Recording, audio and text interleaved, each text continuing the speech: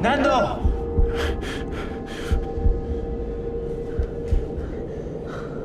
Wake up! He's opening his eyes. Nando.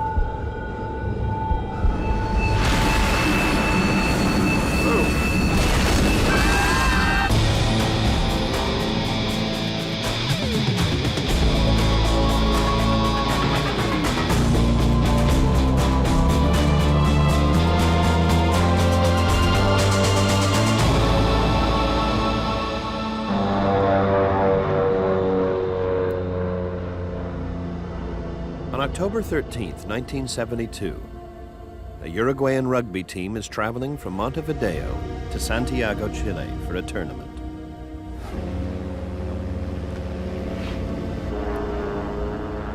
The plane hits turbulence.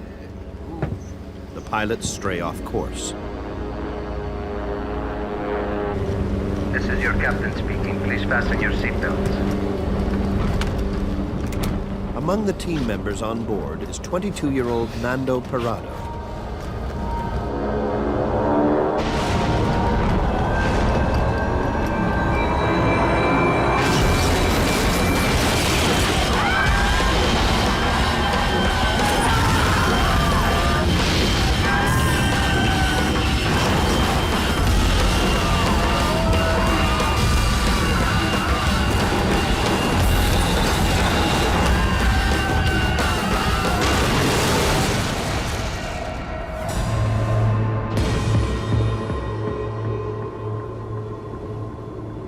Thirty-two of 45 passengers and crew survived the crash.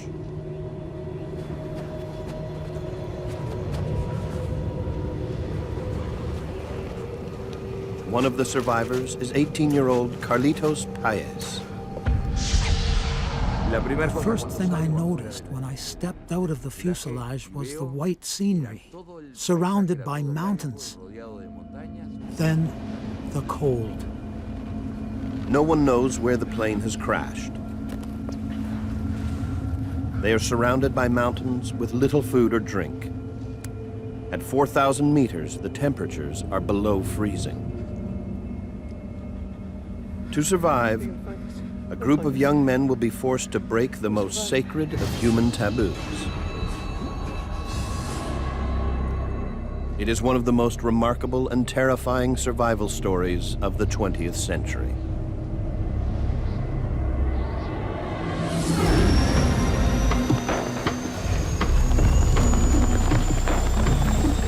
When the plane does not arrive in Santiago, the Chilean Air Force launches a search and rescue mission. Jorge Massa is the joint commander of the rescue operation. Initially, an investigation into a crash should be based on a flight path.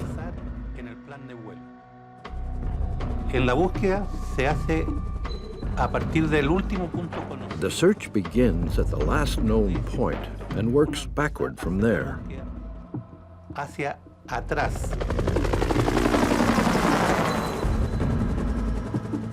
The Chilean Air Force searches along the scheduled flight path, but finds nothing.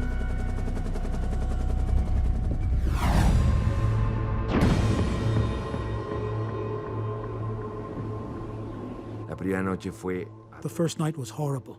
People screaming, people dying, the cold, very brutal cold. For many of us, it was the first time we had seen a dead person. By the following day, 4 more people have died. Among the dead is co-pilot Dante Laguirara.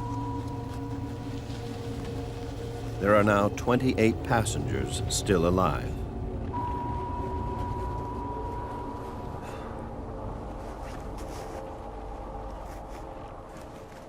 The immediate danger for the survivors is hypothermia, which can occur when the body is exposed to cold. As their body temperatures drop, blood vessels close to the surface of the skin constrict, reducing blood flow to the extremities. This preserves the body's core temperature, protecting the vital organs. Continued exposure reduces nerve and motor functions. Heart rate and breathing decreases. Slowly, the body shuts down.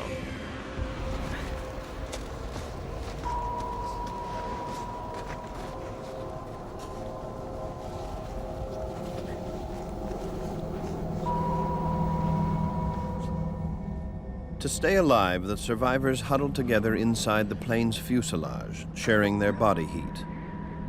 At 4,000 meters, temperatures outside can drop as low as minus 40 degrees Celsius at night. Their only hope is to be rescued. The older boys said, "Carlitos, don't worry, we'll be rescued soon." I believed what they told me.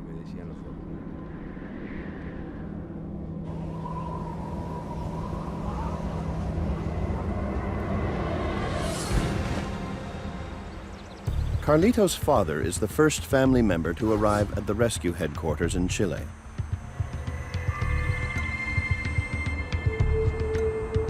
I come to speak with Commander Massa.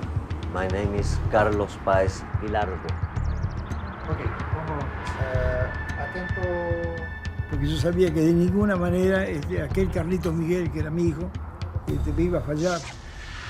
I knew that there was no way that my son Carlitos would fail me when we'd had so many adventures together and been so close. A famous painter at home in Uruguay, Carlos has crossed the continent to find his son. Hello, Commander Massa.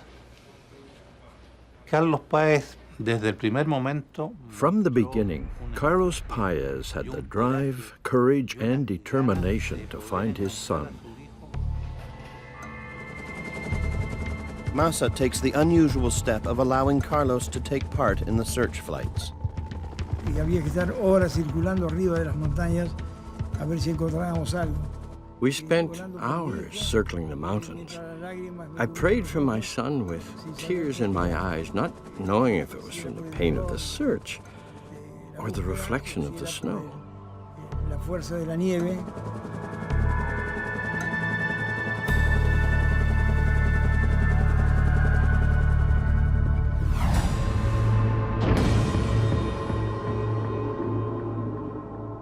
After 3 days on the mountain, the survivors grow weak from hunger. They ration 8 chocolate bars, some candy and dried fruit, a packet of salted crackers, and 3 small jars of jam amongst 28 passengers.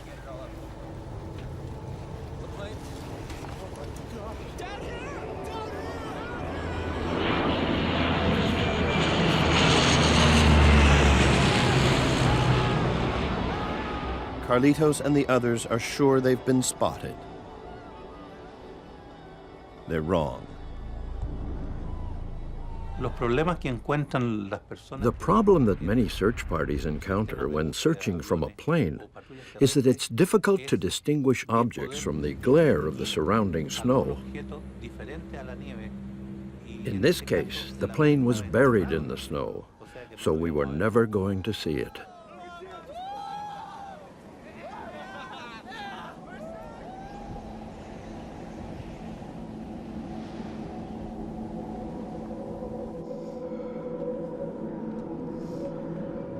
Nando Parado has been unconscious with a broken skull since the crash. But on the 3rd day, he wakes up. Where's my mom? On board the doomed flight was Nando's mother and younger sister, Susie.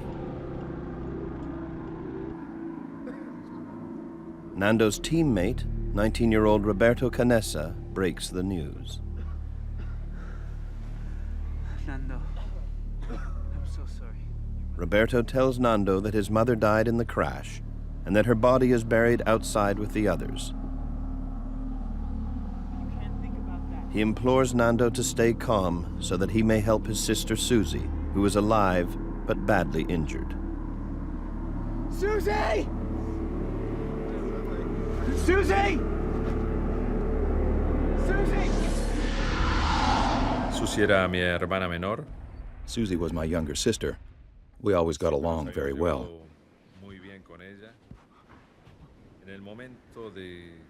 When I realized that my sister was in the front section of the fuselage, she became my priority. Nando's sister is gravely ill from internal injuries. Lo único que yo podía hacer para The only thing I could do for her was to keep her warm by hugging her. era darle calor, estar abrazado con.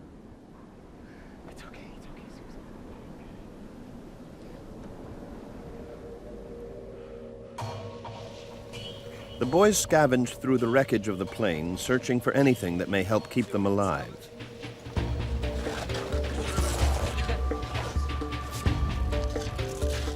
Desperation forces them to be inventive.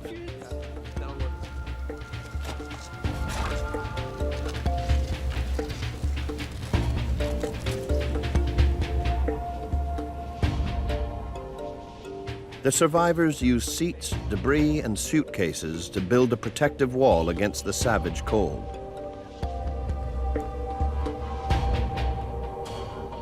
Their collective body temperatures create just enough warmth to avoid freezing.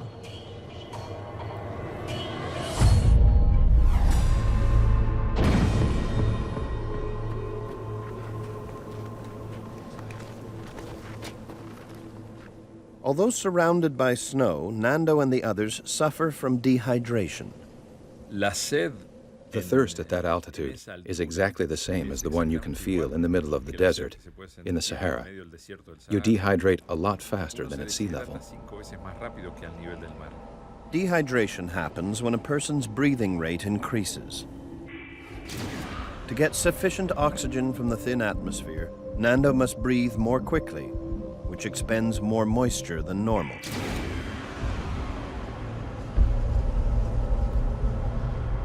What Nando and the others don't realize is that eating snow also robs the body of valuable energy and heat and accelerates the process of hypothermia. Ingesting snow rapidly cools the mouth, and when it's swallowed, the cold water lowers the body's temperature. To restore warmth to the mouth and body, valuable heat and energy is expended. Sin una protección de labios. With no protection from the cold and wind, your lips start to break and bleed. And if you put snow in your mouth, it hurts a lot. It was a double torture, the thirst plus the pain of putting snow on your destroyed lips. El hecho de ponerse hielo y nieve en los labios totalmente destruidos. But there was no other way. No había otra forma. Carlitos tries to melt snow by shaking it, but it burns valuable energy and proves exhausting. The solution came about when someone discovered a way to make water, drop by drop. The survivors discover that every seat back contains an aluminum sheet. They fold the metal sheets to create a makeshift funnel.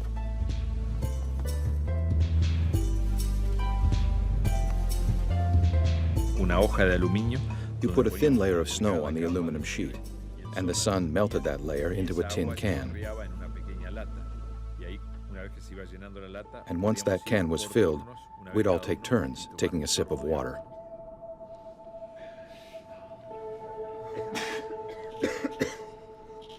Despite severe rationing, they are running out of food. Starvation is making everyone weak.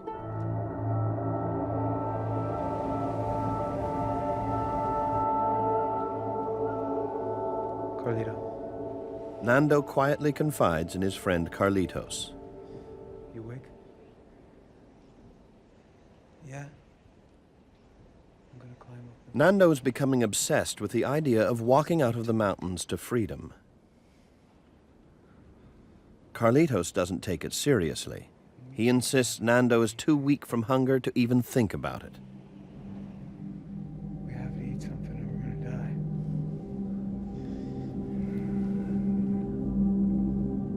Carlito.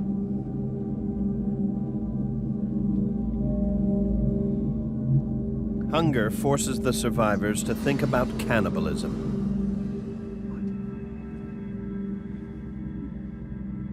Now some even dare to mention it out loud.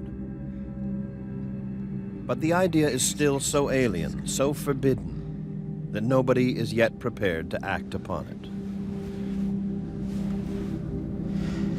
God help us all. I've been thinking the same thing.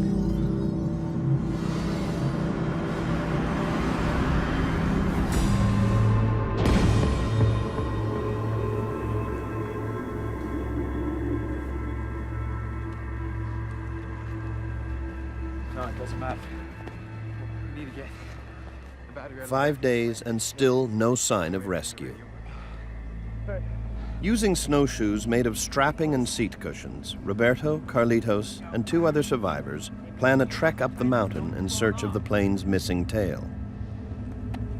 Nuestra obsesión era encontrar la cola del avión, porque en la cola del avión We estaba. were obsessed with finding the airplane's tail because that's where all the luggage was, and also the batteries to power the plane's radio. Que nos daban la posibilidad de juntarlo al radiotransmisor. Careful, all right? We will. If they find the tail, the boys hope to bring back the plane's battery so they can power up the cockpit radio and send out a distress call.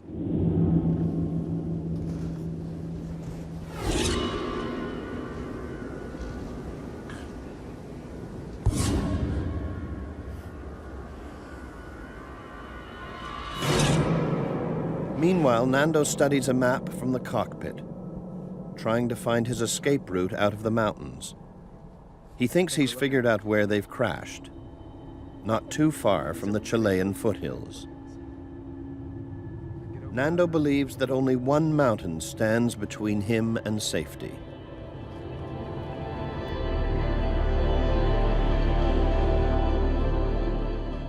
We thought we were very close to Chile. Chile was to the west, and if we climbed that mountain, we would be saved. After trekking for hours, Carlitos and the boys return to the safety of the fuselage.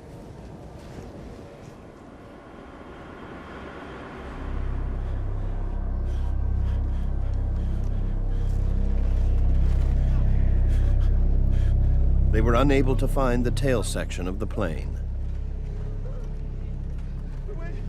Todo era en contra nuestra. Everything was against us. We were walking in snow waist deep, struggling because of the lack of oxygen and because we were so weak. And the cold, unimaginable. Human beings cannot imagine how unbearable it was. The boys are frozen, exhausted, and defeated.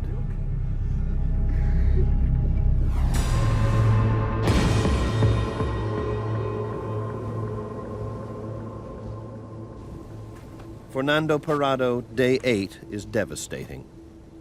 After a painful struggle, his sister Susie has died. The only thing that comforted me was that she died peacefully in my arms, and she wasn't alone. After my sister died, I felt a change, a very important change. There was an inner voice that was instinct or heart or will, I don't know how to describe it, that told me I have to go on. You have to move forward. You cannot cry. You can't destroy yourself morally or emotionally. You have to fight to survive. Sino que tenés que luchar para sobrevivir.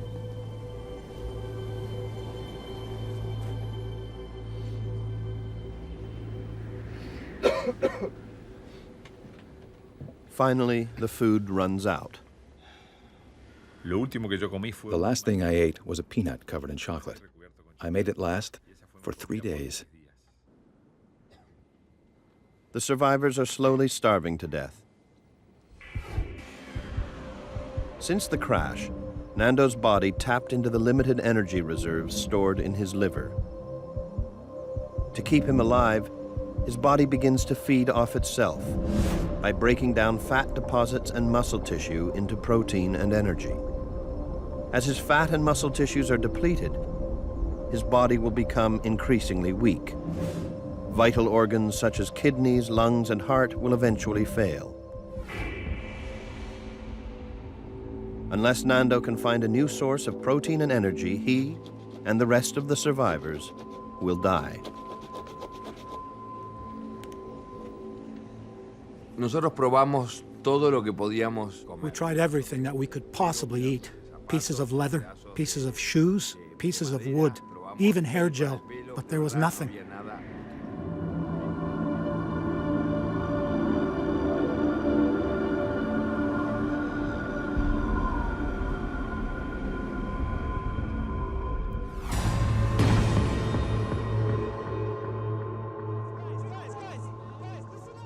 As survivors continue to starve, Roberto Canessa, a medical student and respected leader, broaches the taboo subject. Roberto's message is blunt and urgent. Starvation is killing them all.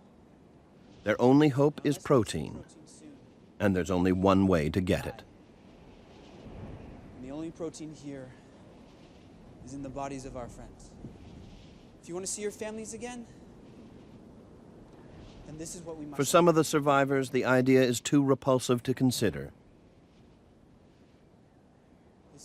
Others resist the idea on moral grounds. Nando argues that the victims' souls have left their bodies. He reasons that consuming their remains in order to survive will mean they haven't died in vain.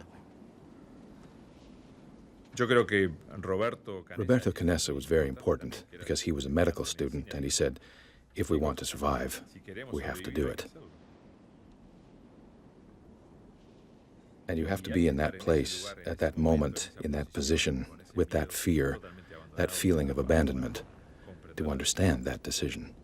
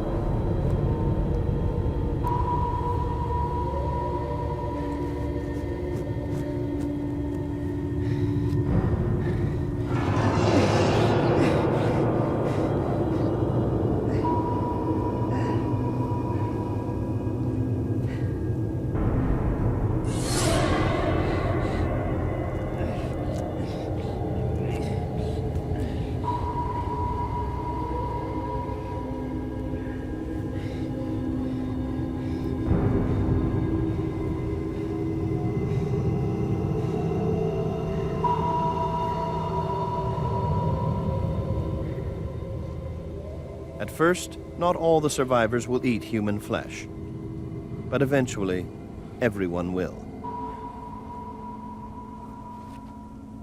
The flesh they eat provides enough protein to keep them alive.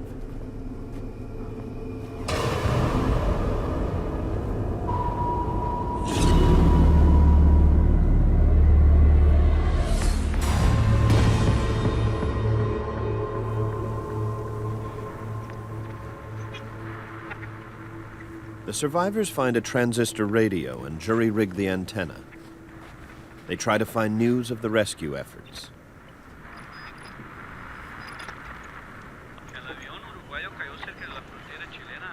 They are stunned to hear that they've been given up for dead. The search has been called off.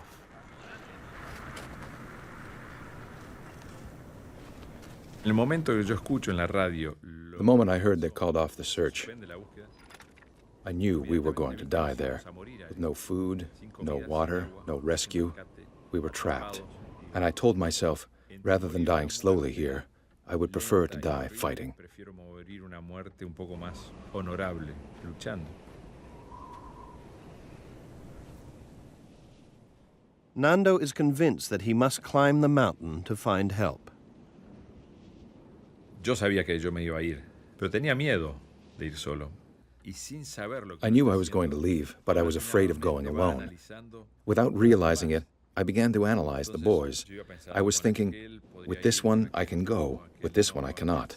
Yes, no. Slowly, the list got smaller. Paulatinamente la lista se va achicando mucho.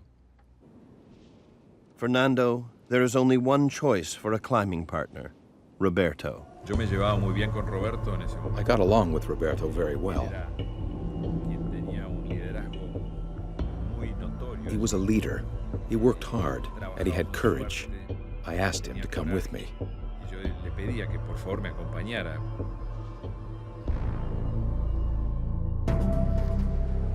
The official search has been called off, but Carlos Paez refuses to give up his personal quest to find his son Carlitos. He travels from village to village, asking anyone he meets if they have seen signs of a plane crash. Señor. Ah, ¿cuántos kilómetros son? Ya. 1,5 kilómetros, me dijo. Claro, hay una baja grande que hay ahí y toma para la derecha. Cuando guste, señor. Muchas gracias. His search makes him a legend in the region. Hasta el punto que se corrió un poco. And that's when we started hearing, there goes that crazy old man who's still looking for his son that's lost in the mountains.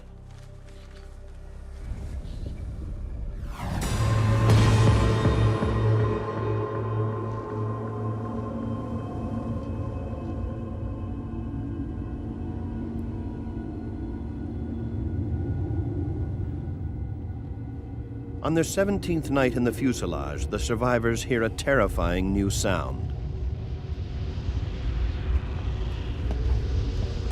An avalanche has started down the mountain.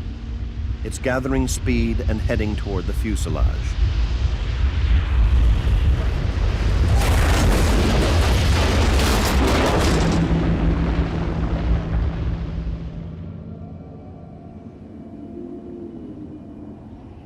The avalanche buries most of the 27 survivors, including Nando Parrado. I felt like I had 1,000 tons of concrete on my chest. I couldn't breathe anymore.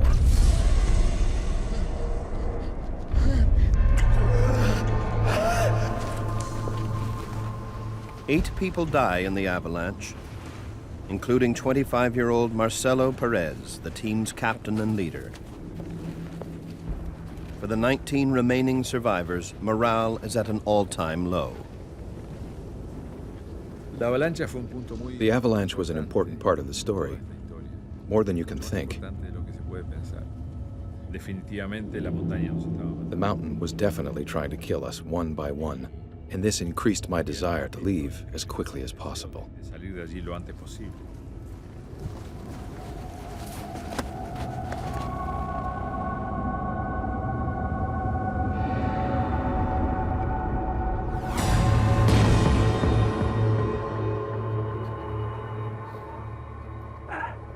6 weeks trapped in the Andes. By day 43, only 17 survivors remain. But there is a small glimmer of hope. A few days ago, some of the boys finally found the plane's tail section, and in it the battery for the radio. Today, Nando, Roberto, and 2 others return to the tail with the radio and its transmitter. They hope to fix the radio and send out a distress call. Wiring the radio, transmitter, and battery together is extremely complicated. It will take days to determine the correct connections. Meanwhile, in their continual search for warmth, Nando and his friend Antonio discover a valuable commodity: pieces of insulation.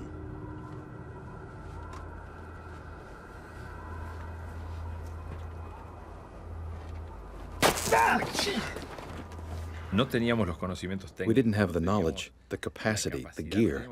We didn't know how to make it work. We just had hope. Roberto has been counting on the radio to save them. It was going to be a miracle if it worked. I sincerely think that in the end, nobody expected that radio to work. Their attempt to make contact with the outside world has failed. Nando and Roberto know that death is inevitable unless they attempt the impossible: scale the mountain that stands between them and safety.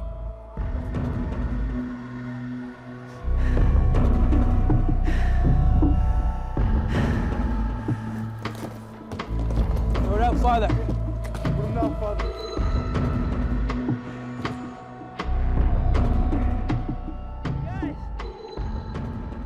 The boys build a giant cross next to the tail section as a sign to any rescue planes. It's November 28th. They have been trapped on the mountain for 47 days. Nando plans his escape. I had chosen December 12th to leave, because if you do not choose a date, you stay and stay. I told Roberto we have to leave, because if we wait too long, we will become too weak to escape from here.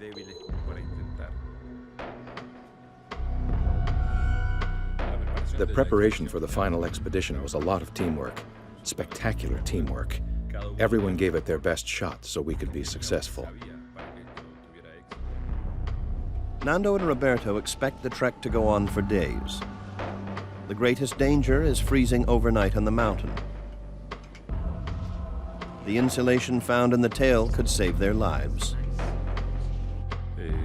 Carlitos was in charge of sewing a sleeping bag with copper thread that we got from electrical material from the airplane. Make sure you wire tight.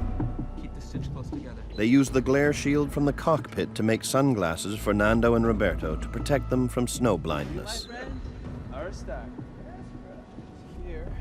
To carry the supply of human flesh and water they will need, clothes are converted into knapsacks. Some gave their best clothes so that we could fight the cold. Everybody knew that this was the last chapter in our story. The expedition would prevail, or it was death for all of us.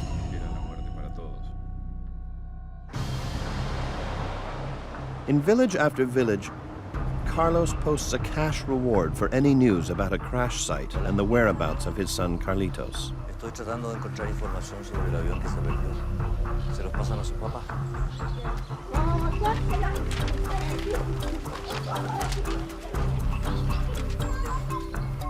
Yo siento que me transformé en un cartero. I felt like a postman, bringing news from place to place. I knew that the more people that were worried about the lost plane, the sooner we would find it. Ese avión perdido, y más pronto lo íbamos a encontrar.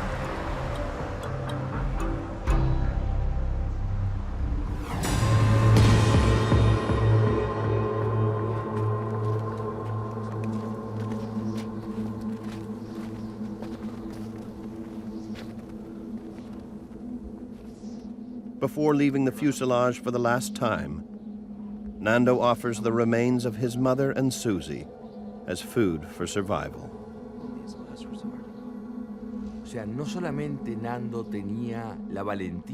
Not only did Nando have the courage to climb the biggest mountain in the world, he had the courage and nobility to authorize us to feed from the most sacred thing he had, his mother and sister.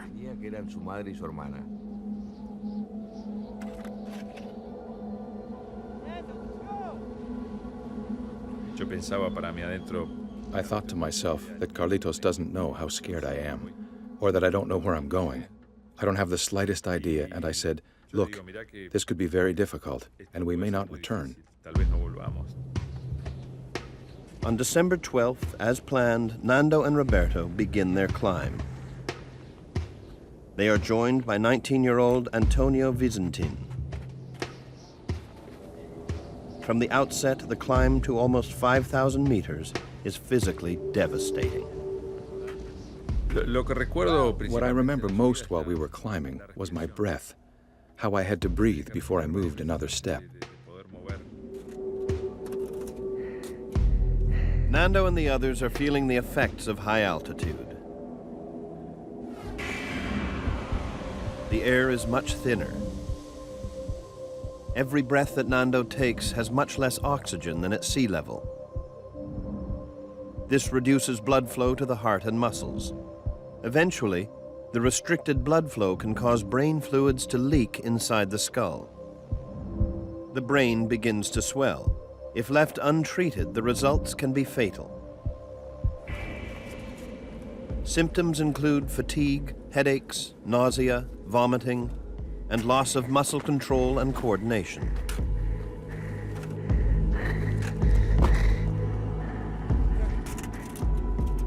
nos lleva a cerrar toda nuestra mente a todo lo que You close your mind to everything that is not of that moment. I was totally concentrating on the next step, where I was going to put my feet, my hand. My whole life was planning the next 10 or 15 meters, and then the next 10. los siguientes 10 metros, 15 metros, 20 metros. Era constante, pero en espacios cortos. It was a constant flow of short intervals. If I had thought about what was ahead, I never would have made it. And I think that the constant flow hid the physical pain.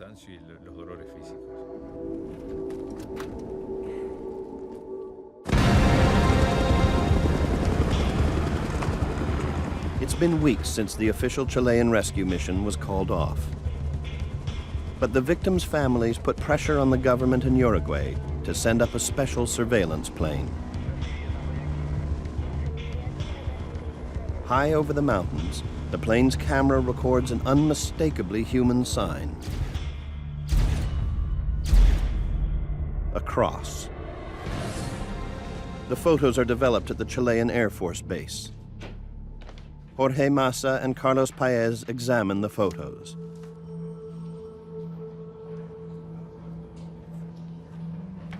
Look, this is a cross. This is a cross on the snow. It's true. We've never seen a cross there before. This is a sign that the boys are alive. I hope you're right. I am right.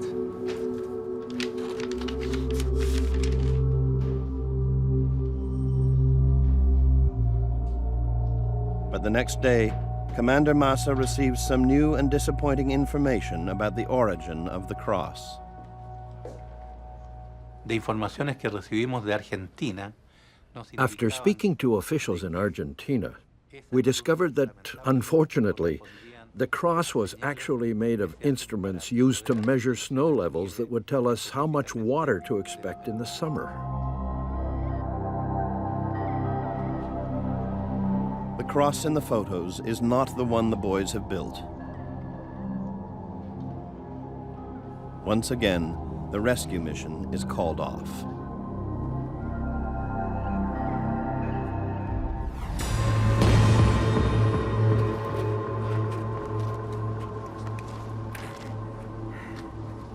Pensamos que íbamos a subir la montaña en un día y íbamos a estar arriba. We thought we were going to climb the mountain in one day, and then see the valleys of Chile, or the lights of a city.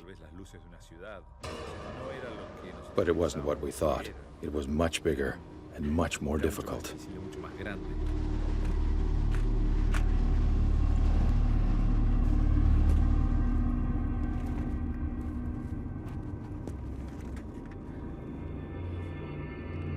Go for this.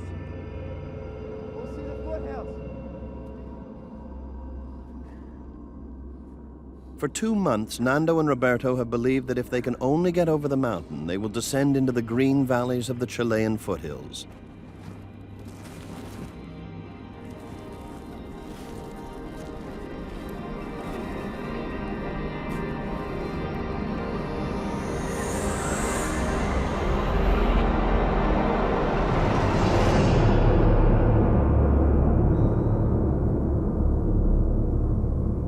Me di cuenta al subir esa montaña, al estar en ese... After climbing that mountain, I realized that everything we thought was wrong. We weren't in the foothills. We were in the middle of a mountain chain. There was no chance of surviving. Absolutely no chance. The boys believe the crash site is in Chile, on the western edge of the mountain chain. In fact, they are trapped in the middle of the Andes, east of Chile and in Argentina. Para mí ese fue uno de los... It was the most decisive moment of my life. I accepted that I was going to die in those mountains. I was not going to return to that plane. But dying up here seemed useless. After 3 days of difficult climbing, they are demoralized, broken, and exhausted.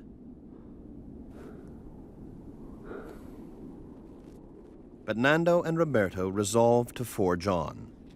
They have already sent Antonio back to the fuselage. This allows them to add his third of the food rations to their own. Now they must make their way down the mountain into the icy valley.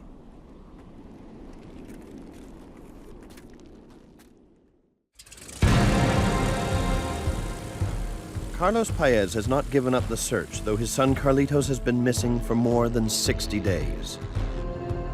Carlos rents his own plane to scour the mountains. There were so many days, and so many nights, and so many tears when I was looking for them. I was putting pressure on myself to be the one who found the plane. With Christmas arriving, it was dramatic, because I had to return to Uruguay without Carlitos.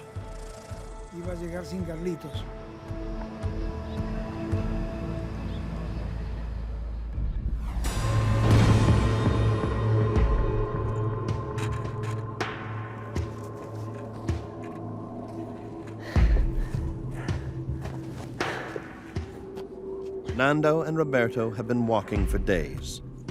Their muscles cramp painfully from overexertion.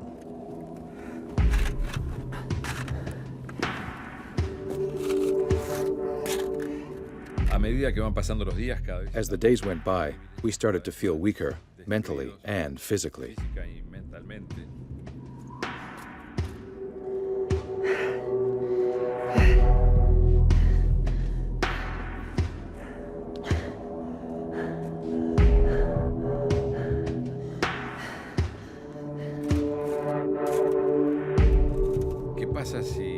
I wondered what would happen if Roberto broke his leg, or if he couldn't walk anymore. Do I carry him, or do I leave him here? These are doubts that a person has, because we're human.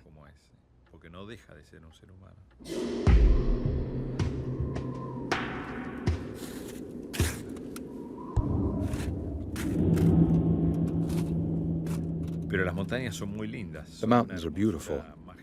They're majestic. They rule in that place. They don't want humans there. When one is dying in those mountains, they transform into a truly horrible monster.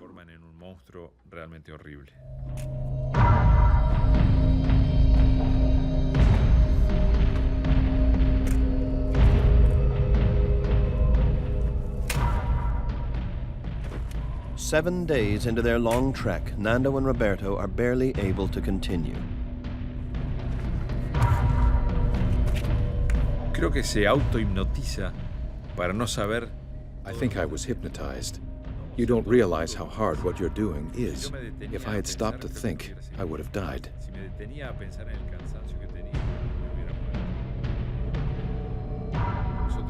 We were approaching our limit, a physical limit. It was a real low. There wasn't much life left in us.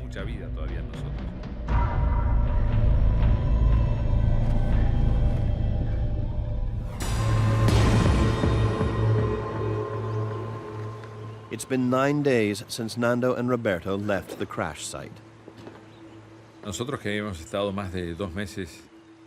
We had been living in a black and white world because of the snow and rocks.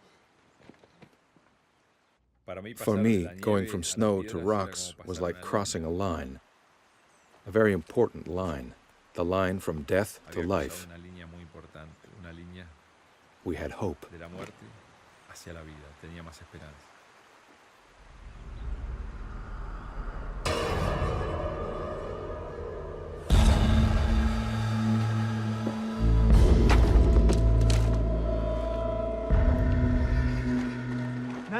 A few hours later, the first real proof that they have returned to the land of the living.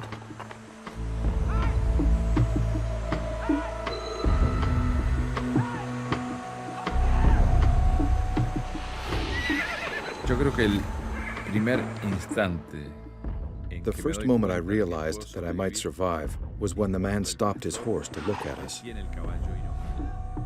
And I said, "This is the first contact with civilization. He will save us."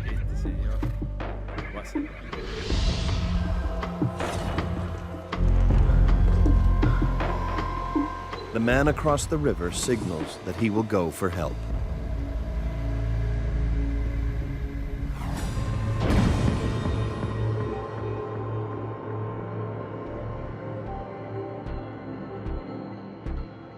The next day, a group of horsemen carry Nando and Roberto to a local village. They savor the first real food they've eaten in 70 days.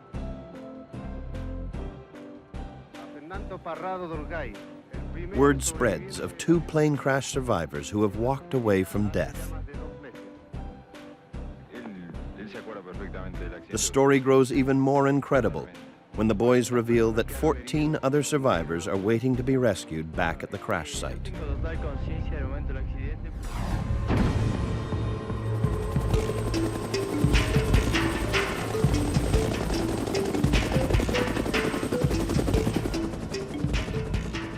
The Chilean Air Rescue Service dispatches helicopters to rescue the remaining survivors.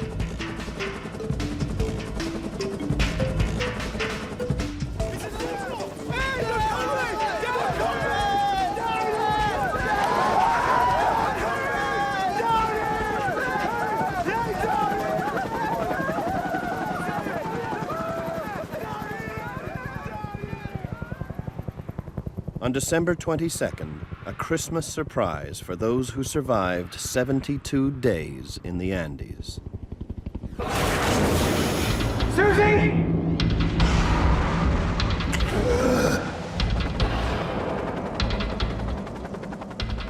Carlos Paez has been told that his son Carlitos is among the survivors. But after his epic 10-week search, he hardly dares believe it. La angustia de la espera del helicóptero fue tremenda. There was a lot of anguish while waiting for the helicopter. When it landed and the dust settled, I saw Carlitos. He smelled of sweat and sacrifice and death. I hugged him intensely. I think that photo of us shows that moment very well, because it conveys the horror and the happiness at the same time.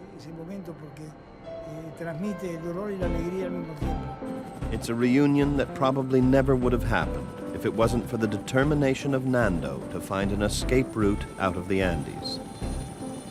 As Carlitos exits the helicopter, he embraces Nando. I wanted to thank Nando in some way for what he had done. I hugged him. We fell to the ground. For the first time, I felt warm. Only 16 of the 45 survived, huddled in a battered fuselage, weak with hunger and numb with cold for 72 days. It is a testament to the strength of the human will, one of the greatest survival stories of the 20th century.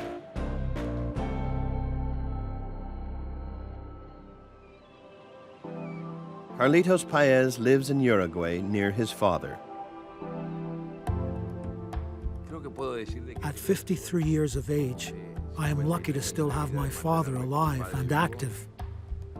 To be able to share a sunset, the same sunset we have always shared. To be able to share these moments and continue to share this story that will forever be a part of our lives. It's true that nothing is impossible if you fight with passion. I believe that the intent is more important than the outcome. But in order to succeed, you must try. Nando is a successful businessman living in Montevideo with his wife and children. Yo creo que siempre me gustó estar vivo. Tal vez esta experiencia me dio la... Maybe this experience has allowed me to enjoy things I never enjoyed before. I enjoy the present. The past is past. The future is not here yet.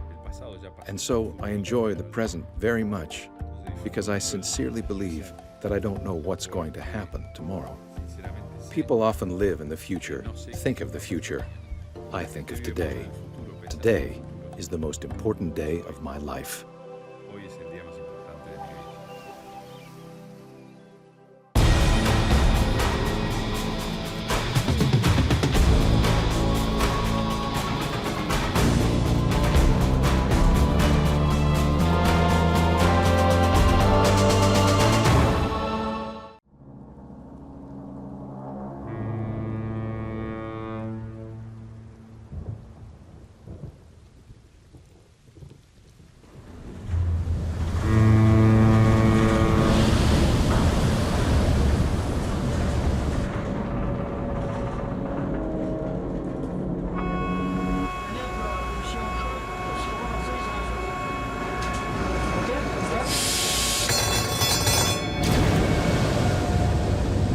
Starting to get nasty.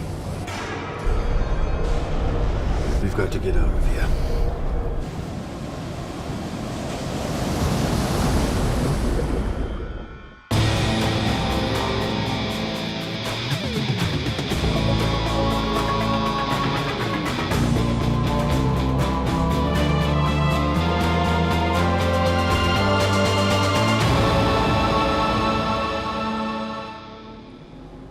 January 2003. A captain and his ship are in trouble on the Atlantic Ocean.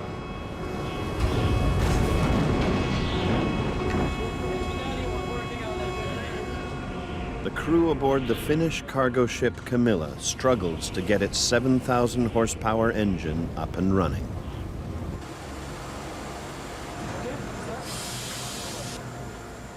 It's been breaking down all through the night. When the engine stopped working, I woke up instantly with the notion that something was wrong.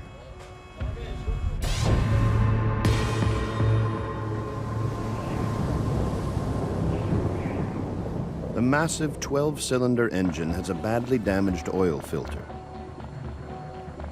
So there's no oil to lubricate the engine's crankshaft. The crankshaft grinds against the bearings that connect it to the rotating pistons. That constant friction has caused the engine to seize up and die.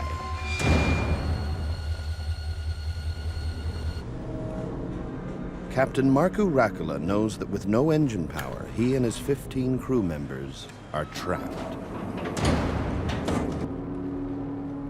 His 28-year-old third officer, Mayu Sari, loves the adventure of working on the high seas. But this is a new and frightening experience. Coffee, do you want one? Kävi ilmi, että when we realized that the engine couldn't be fixed, I remember thinking, this is an impossible situation. I thought to myself, now something is going to happen and there's nothing I can do about it.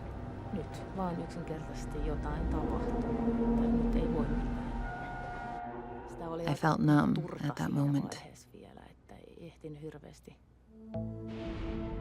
The Camila is stranded more than 450 kilometers from the nearest port, St. John's. The Grand Banks off the east coast of Canada is the last place you want engine failure. The water here is shallow. A shallow seabed creates massive waves. The area is also known for its unpredictable weather. More than 7,000 ships have sunk in these waters over the centuries. And now, even worse news is rolling in.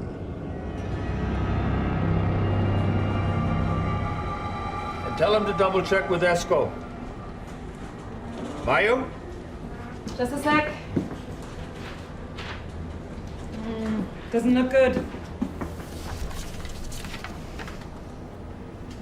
Coming straight for us. We've run out of time.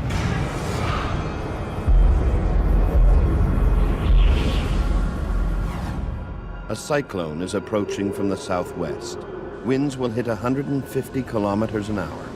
Waves will reach 24 meters, enough to sink the stricken Camila.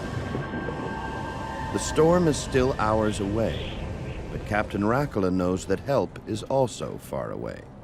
Anyone who tries to rescue his crew will have to outrace the storm. Rakula is forced to consider all options for escape. The nearest tugboat is 20 hours away.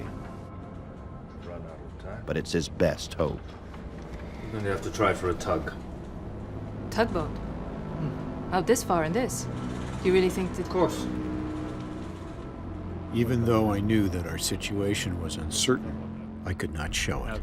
Or else everyone would start worrying, and that would lead to panic.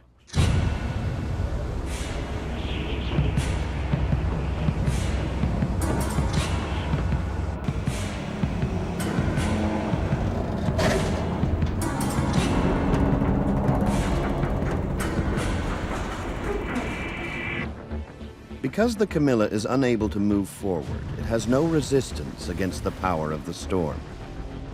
When the cyclone's waves hit this shallow floor, their energy gets compressed, creating huge breaking waves. which can smash windows, shift cargo, and potentially even turn the ship upside down.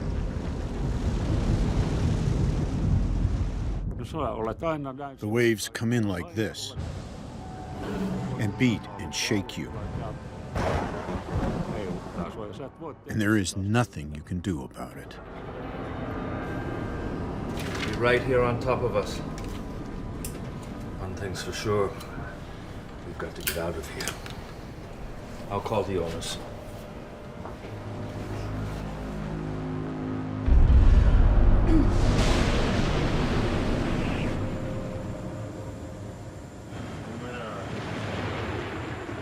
North 46, 55, 1. West 46, 49, 8. This is Mayu Sari's first job as an officer. During her 6-year sailing career, she has never had to fear for her life. Until now.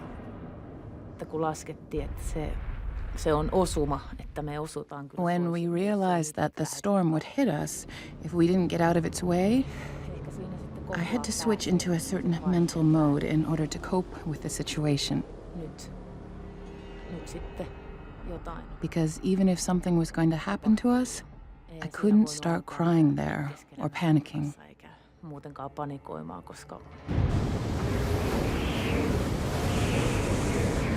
Starting to get nasty. Waves 6, maybe 7 meters. If a tugboat's going to save them, it will have to outrace the storm.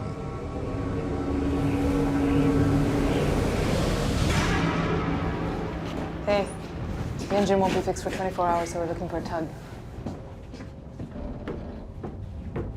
Yeah, okay. Okay, good, thanks. What'd they say? They're going to try to send us a tug. Great. Yeah.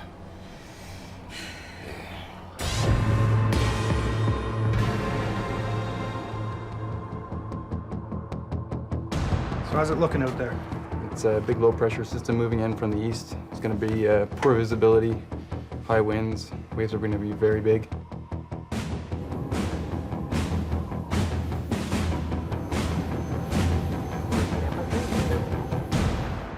More than 600 kilometers from the stranded Camila is home base for 103 Search and Rescue Squadron. Veteran helicopter pilot Major Gilbert Thibault arrives on duty. We are asked to go in situations that are extremes, and we have to make decisions also that may mean somebody's gonna live or somebody's gonna die. In the coming hours, Thibault will face many life and death decisions as he and his team put their lives on the line to save 16 sailors.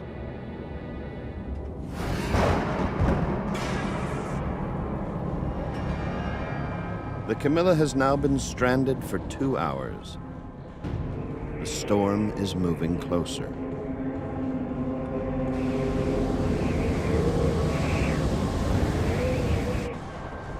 Okay, yeah, will do. Right, thanks.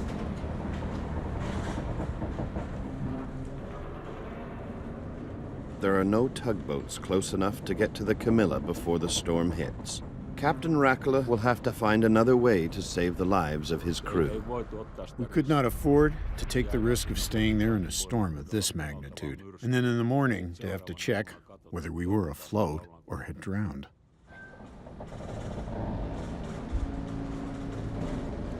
He now faces the moment every skipper dreads.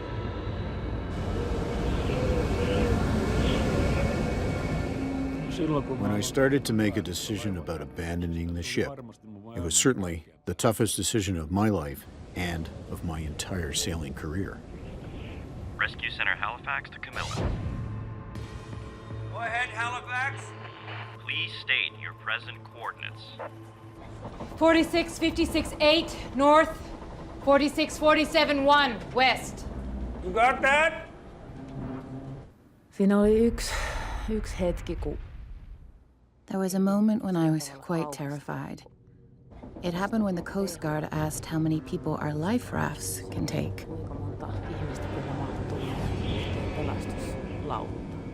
Then I thought if we have to go on those rafts in that weather, that will be really serious.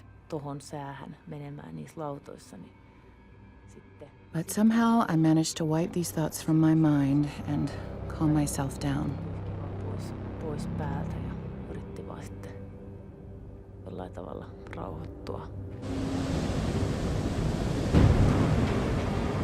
The ship is now rocking so uncontrollably that it's simply not possible to attempt escape in the lifeboats. We cannot stay here, but lifeboats are not an option. What we're going to do is send a helicopter to you. There's 16 of us! Your situation has been designated an M1 emergency. An M1 emergency. Top priority because the Camilla's crew is in danger of injury or death. Now we see. The hopes of rescue for Captain Rakela, Third Officer Sari, and the rest of the crew now hinge on a helicopter reaching them before the storm hits. But the nearest helicopter is in Gander, 618 kilometers away. St. John's is the closest point of land. The entire journey is more than 1,000 kilometers. On top of that, the helicopter will have to hover for more than an hour to hoist the 16 sailors to safety. It's impossible without refueling.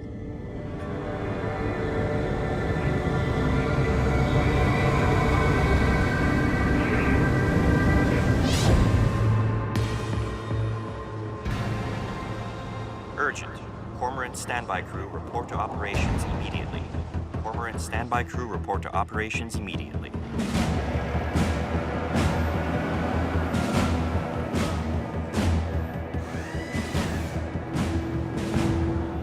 Okay, guys. We have got a cargo vessel out of Finland. They've lost their engine.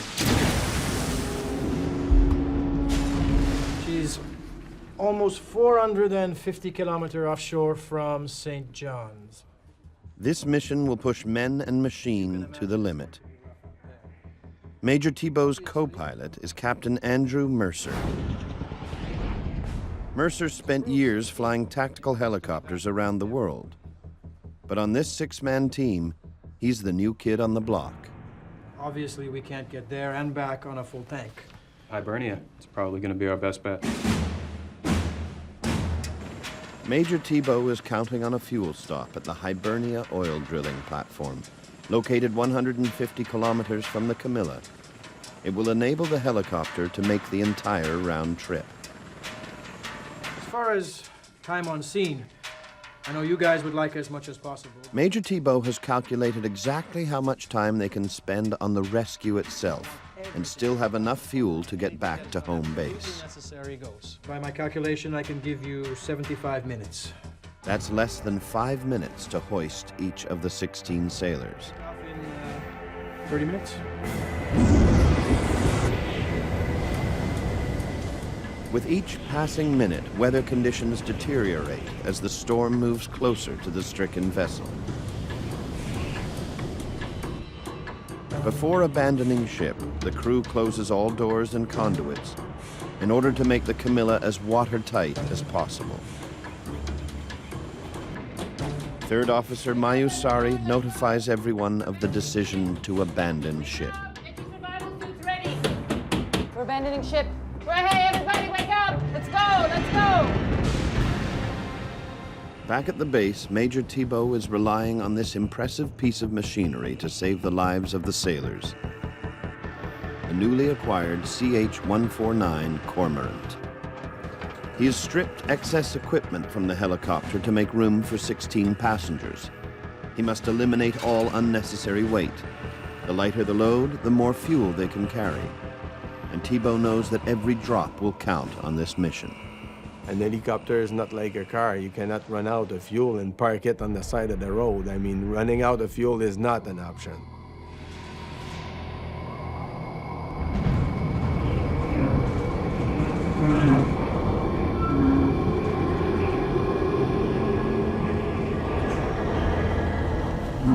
With little to do but wait, Captain Rakela considers the consequences of his decision. päätöksenteko on joskus pikkusen vaikeaa, mutta ei... Making a decision is sometimes a little difficult, but if you make right decisions, then anyone who knows about sailing will know that this guy is not dumb. He has been able to make the right decision at a critical moment. But if you make wrong decisions, after that your career may be gone as well. Sen jälkeen voi olla karrierikin mennyt.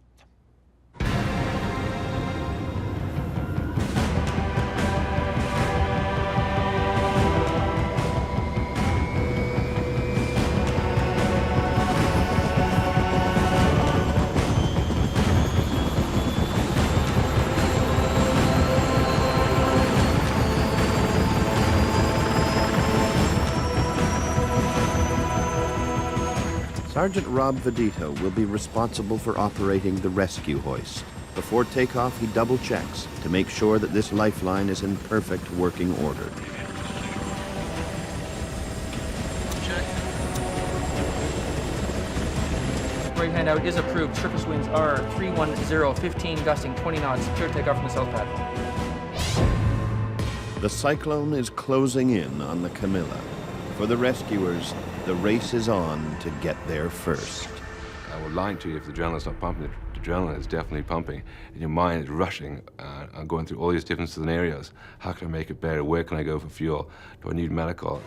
It just keeps going on and on and on and on and on. You just keep going through the scenario, going through problems, coming up with answers, solutions. It's just a constant, your head's going all the time until it's done at the end. For Major Thibault, the Cormorant is the ultimate flying machine. Its 3 powerful turbine engines produce an incredible 6,400 horsepower.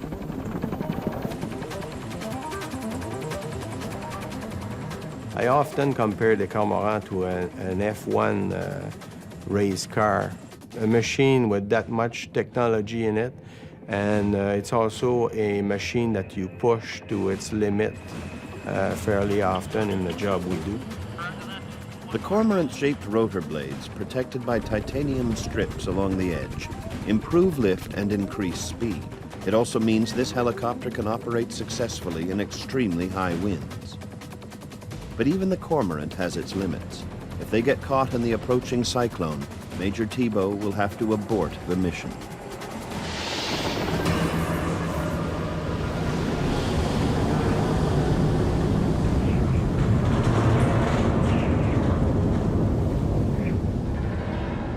Rescue headquarters has warned Captain Rakala that it's not certain the helicopter can get to the Camila. Of course, there was a sense of distress when we were told that the helicopter may not be able to come if the wind picks up. And there was naturally a sense of uncertainty on the ship about what was really going to happen. Will they be able to get us out of there, or will they not be able to get us out?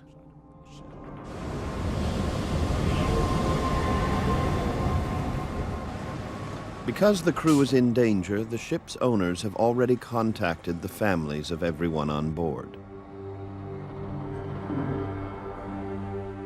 Yksi ehkä pahimmista tunteista, mitä tuli sitten. One of the worst feelings was the fact that my parents and sister knew about my situation, but I couldn't contact them to tell them how it's going so far. Silloin tuli. It was really bad to think about how they must have felt when they didn't really know anything. Well, other than the fact that the ship was in distress, at sea, in a storm.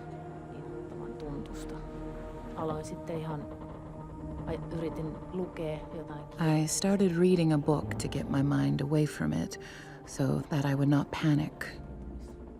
I sat around, took deep breaths, and calmed myself down. Not to do anything stupid, like get nervous or overreact. Hengittelin rauhallisesti ja rauhoittelin itseäni, että nyt ei saa tehdä mitään typerää. Ei saa hermostua eikä ylireagoida. It did help me. It was like a meditation. Ikään kuin meditaation omainen. The pilot's plan to refuel at the Hibernia oil rig is shattered. They've just been informed that Hibernia can't supply them with fuel. Well, that's too bad. For us. Okay, over. Go figure, huh? Hibernia out of fuel.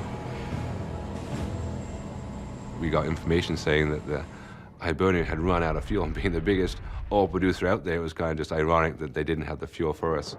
Major Thibault was forced to divert to another oil rig to refuel.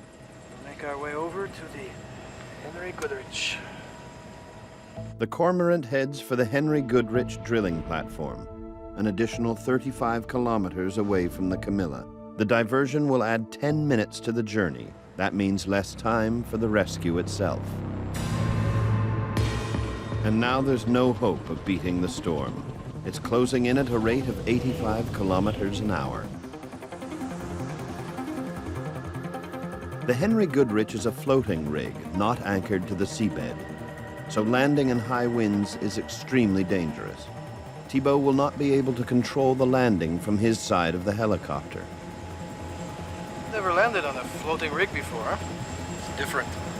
So to keep the helicopter into wind and to keep visual with the platform, I had to let Andrew fly. I didn't have the references on my side. Co-pilot Mercer has never landed on a floating platform before. It's a rare and difficult operation that requires enormous skill and nerves of steel, a critical moment to capture on video. One of the search and rescue technicians starts the camera rolling as co-pilot Mercer closes in on the rig. All yours, Andrew. I'll let them know we're coming in. Rescue 911 to Goodrich. Seeking permission to land for refueling, over.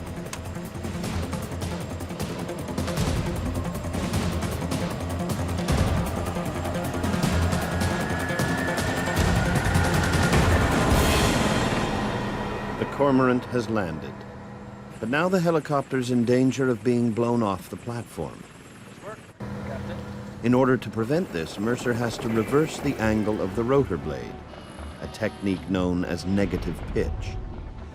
This creates a downward force and pushes the helicopter onto the landing pad. We actually sucked ourselves onto the oil rig. It's a really neat thing that we can do. I don't think very many actually helicopters can do that. On the Camilla, Captain Rakala prepares to abandon ship. Yes, one can't help but wonder what my wife was thinking and whether we would ever see each other again in this world. When this thought came, I just had to push it to the back of my mind because I had to look after things at hand and then think about it again when the right time came. Appreciate the top up. Glad to be of help, Major. Best of luck out there. Thanks. We'll need it. After the stop on the oil platform, the Cormorant has just enough fuel to get them to the Camilla, hover for 75 minutes to hoist the stranded crew to safety, and fly 477 kilometers to the nearest land at St. John's. But then, just before takeoff, the unthinkable happens. Okay, we're set. Com failure. We've got a com failure. Switching over to main system. Andrew, can you read me? Rob, can you hear me?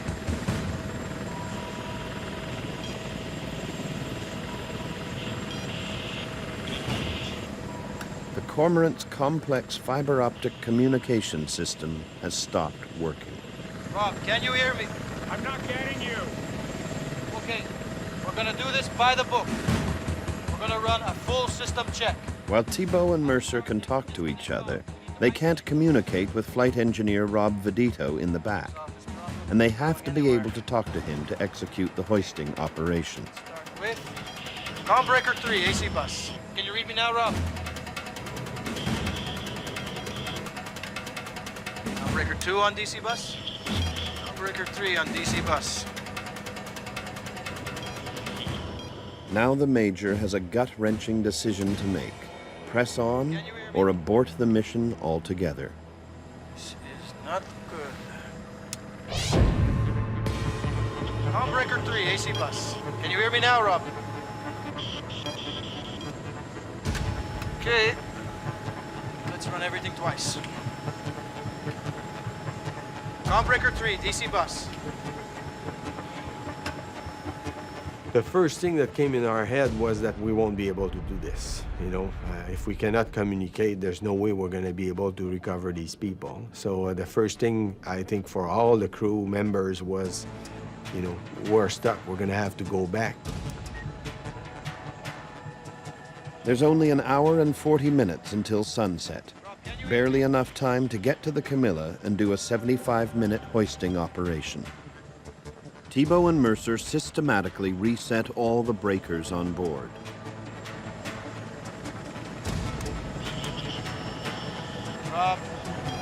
Rob, anything? Can you hear me, Rob? Gotcha, Major. Loud and clear. Eventually, success. We're back. Let's get moving here. The delay has cost another precious 15 minutes.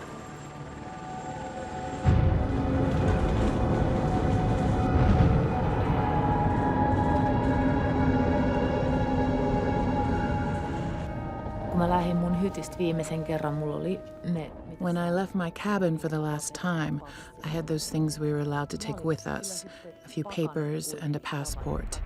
I had packed my suitcase and I think I'd made my bed, just in case if the ship doesn't sink, somebody might come and see how I had lived there.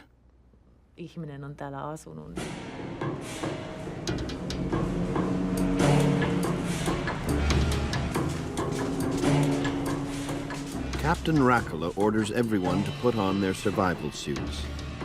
These dry suits are waterproof. They're made with neoprene, a synthetic rubber that contains millions of tiny air bubbles. The bubbles act as an insulator and help with buoyancy. Dry suits provide warmth by protecting the clothing beneath from wind and water. Without the suit, the bitterly cold water of the Atlantic would kill them.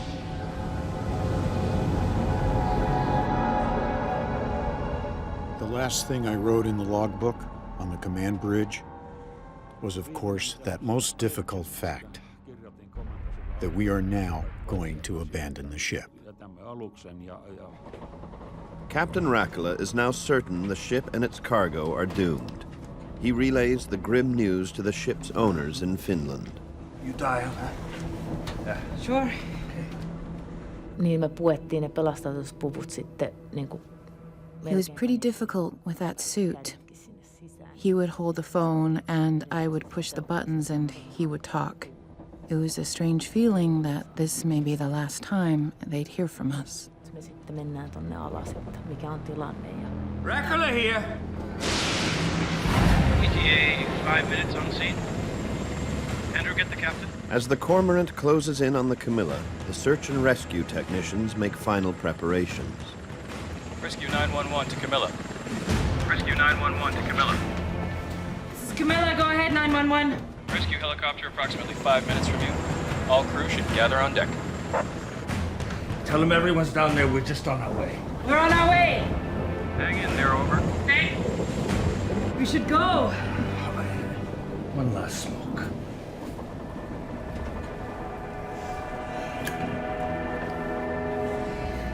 After this trip, I quit.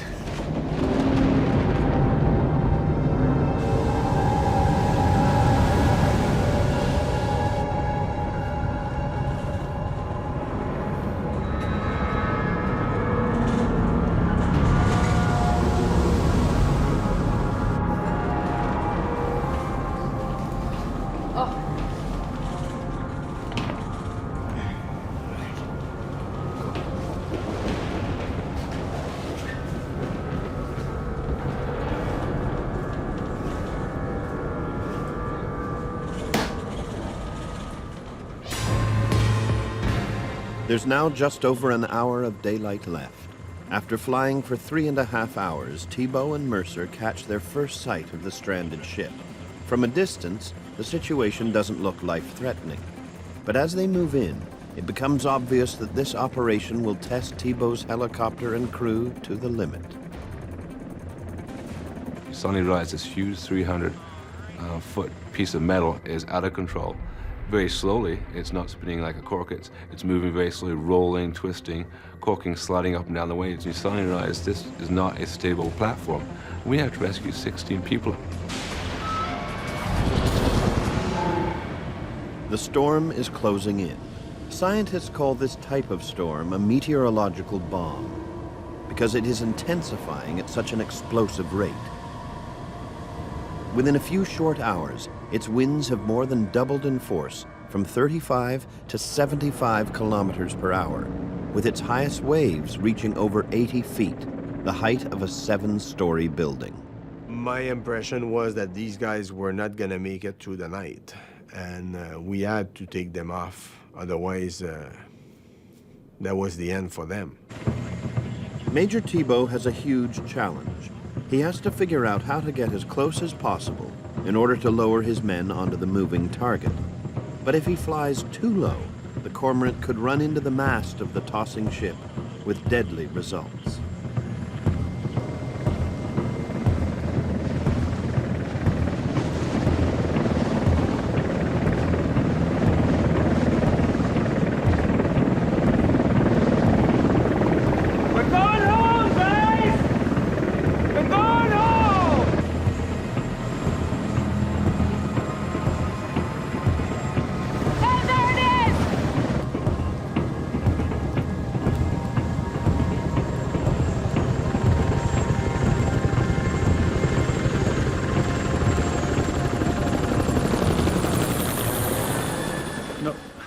When the helicopter did arrive, I was naturally very excited that now we are finally getting out of here.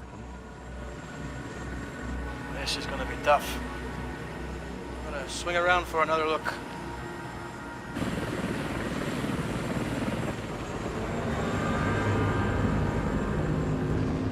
The jubilation on board the Camila doesn't last long.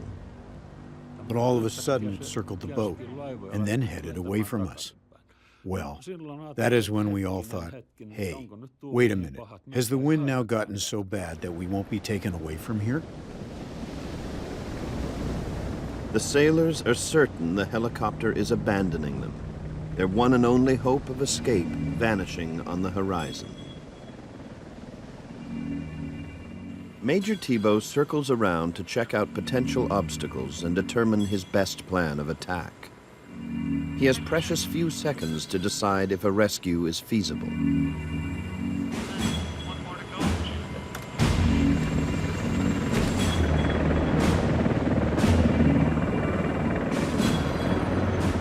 Thibault must keep the helicopter at a constant equal distance from the ship. To achieve this, he must make the helicopter rise and fall with the waves.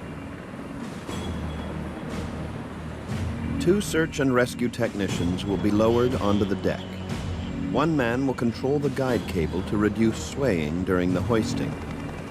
The other, Corporal Scott Elliston, will hook each sailor to the hoist and ride back up to the helicopter with them, one at a time. Kind of thinking it's a big boat, it's moving, it's dead in the water, so it's going to be a different challenge. It's not facing straight into the seas where it's a more controlled situation that we're used to. It's rolling differently, which means as things move and we're on the hoist, there's a potential for us to be, banged off part of the boat or hit or something. So you're kind of thinking of how you're going to do the business and, sometimes what might go wrong. The success or failure of this mission will come down to split-second timing. That's where flight engineer Rob Vedito plays a crucial role. He has the best view of the deck. He must tell Thibault when the search and rescue technician has landed safely and is ready to begin the hoist.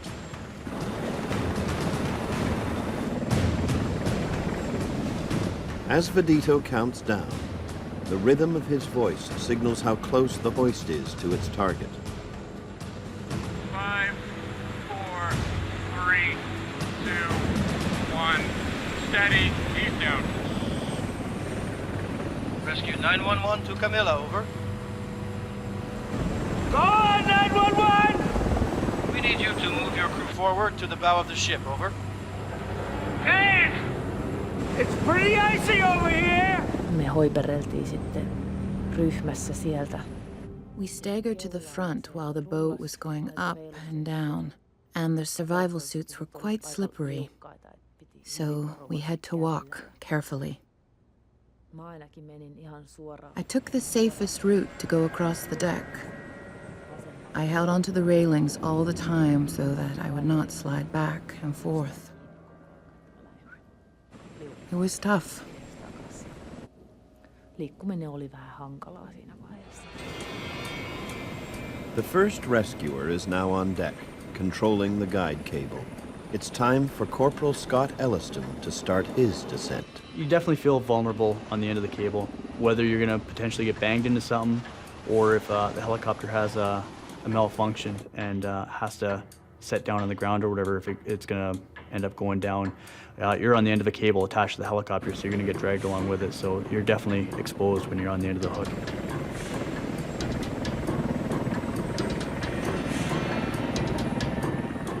Timing here is crucial. Getting it wrong could mean serious injury for Elliston or one of the sailors. Okay, sir, raise your arm. When we get up there, I'll guide you in. Do not reach out at any time, okay? Here we go.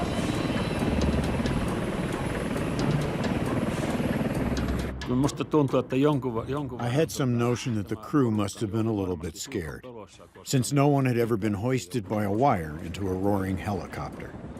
And I can understand it well, since I myself felt some horror looking at that thin wire. How could it possibly carry two men? The cable may look flimsy. It is less than 5 millimeters in diameter.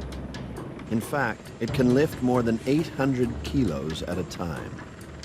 To maintain an equal distance between the ship and the helicopter, Thibault has to constantly increase and decrease power. Because the power is changing, adjustments are required to all the other controls. The helicopter is never stable. Keep in mind that that boat is rocking like a chair, like 45 degrees each way, and it's moving up and down. So you're following that boat through all that motion. And then, if you don't anticipate properly, the boat starts to rise up again. And now it's coming towards you, so you have to move the helicopter back up.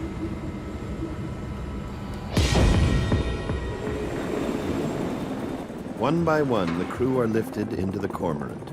There are still 6 sailors left on deck, and only enough fuel to hover for another 25 minutes.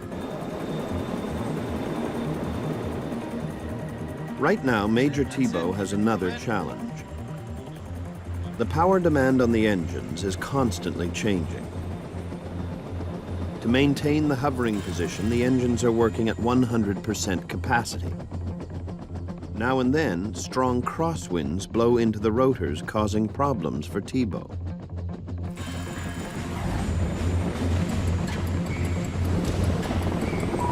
Enough to hold up here, boys. Let's go. Keep it moving.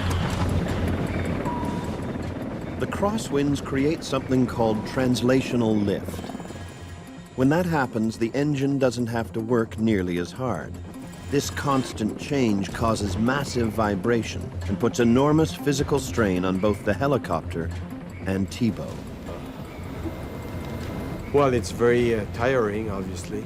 There's a lot of turbulence. We're moving a lot. It's a very demanding, not only mentally, but physically.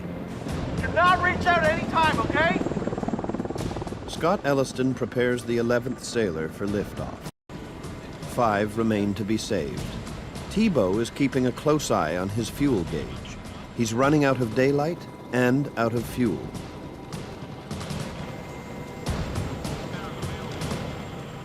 Soon there will be no choice but to leave the Camila whether or not there are any sailors left on the ship.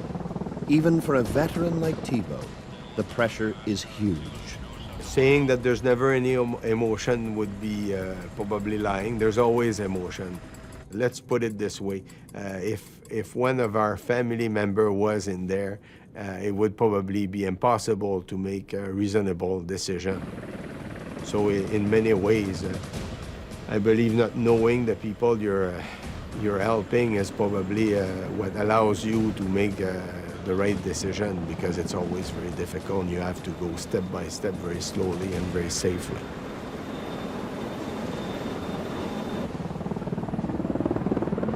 Tietysti siinä on muita. We had to be calm. We couldn't show that we were scared or in panic because there's always that danger of fear being contagious. And now we had so little waiting time left that we needed to take it easy.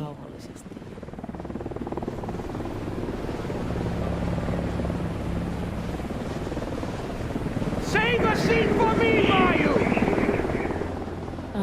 Kun tuli mun vuoro mennä siihen vaijerille ja... When it was my turn to go to the cable, I already knew what to do. I just tried to do what the guy told me. When we were going up, I remember wondering, what's going on in this guy's head? We didn't really talk that much on the way up to the helicopter. But I wasn't scared at that time anymore, because it was obvious they knew what they were doing.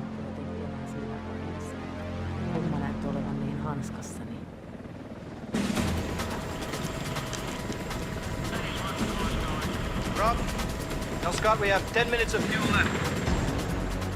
The helicopter has been hovering over the thrashing boat for more than an hour. The winds are increasing, the waves are getting bigger, and daylight is beginning to fade. Now you get the pressure on the radio. They're like, okay, where are you at? We got to get going. So then it starts getting even more pressure. Now you're rushing even more because now you're down to the wire where you have to get it done. Kun mä olin siellä helikopterissa, niin siinä oli semmoinen pallon muoto. When I was in the helicopter, I looked through this rounded window, and I tried to look one last time. And I did see it down there, floating. And it hurt to see it over there, rocking alone. It felt like, how did we dare to leave it there alone in the dark sea with a storm coming? The rescued sailors don't realize that up in the cockpit, Thibault and Mercer are now trying to deal with a new danger. It's killing us. The additional weight of the sailors in the back, combined with the demand on the engine in hover mode, is causing decay or drooping on the rotors. They are actually slowing down. Last thing you want to hear is rotor. When you hear the warning, rotor, rotor, rotor, you know that the helicopter's run out of power. And if you're losing power and the speed of the rotor drops, you know where you're going. You're not flying anymore.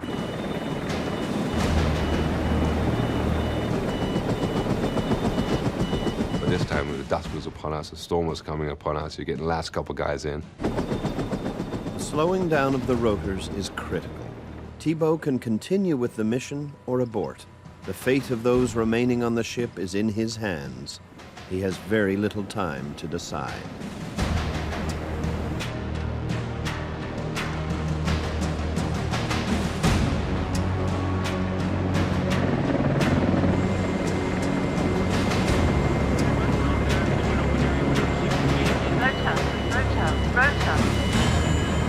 Just going to have to ignore it. Thibault takes a chance and ignores the warning. Captain Rakala and the two rescuers are still on the deck. You notice the winds were picking up. It was getting worse. The winds were stronger. The boat was rolling more. So it definitely became more of a challenge as the mission went on. Captain Rakala has watched his entire crew of 15 ascend to safety. After more than an hour on the ship's icy bow, it's his turn. It was, to say the least, a little bit difficult to run to the hoist guy. You had to always watch whether the deck was like this or if it was like this. And when the deck was level, you had to run and be careful not to start running when the deck was tilting. The deck had to be level, and then you would go.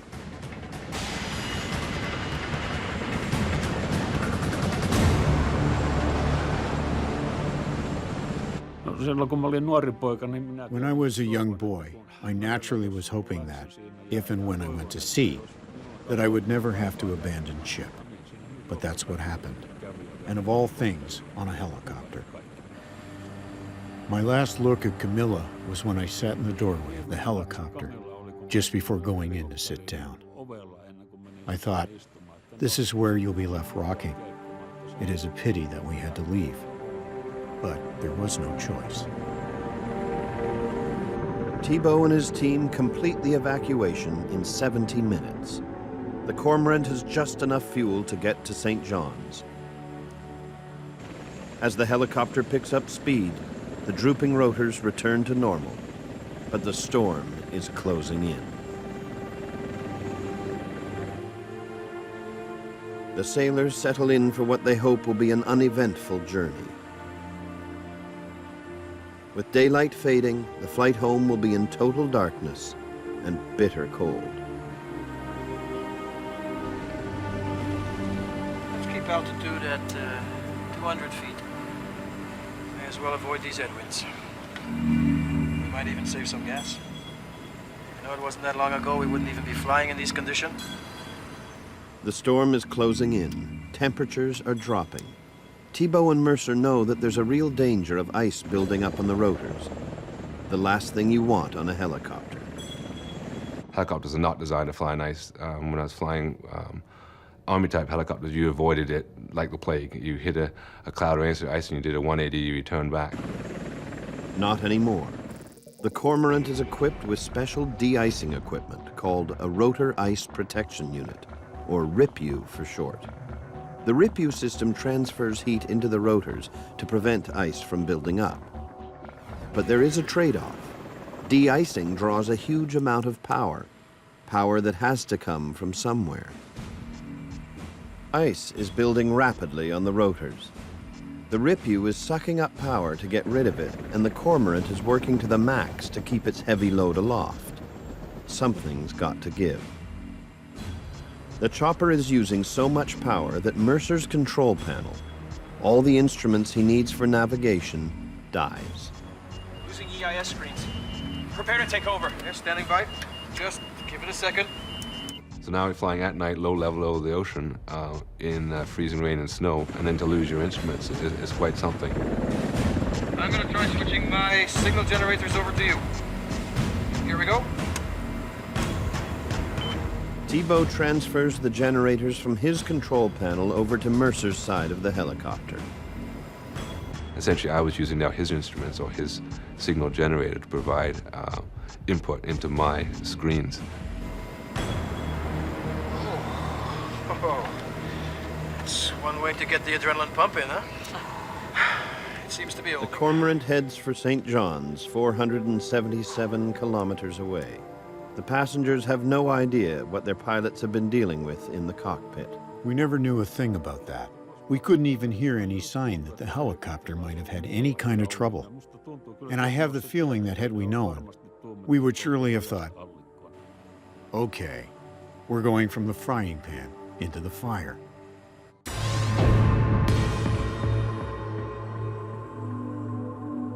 "13 hours after the Camilla's engine died, the Cormorant finally touches down in St. John's. It's been the longest day of Captain Rakula's life.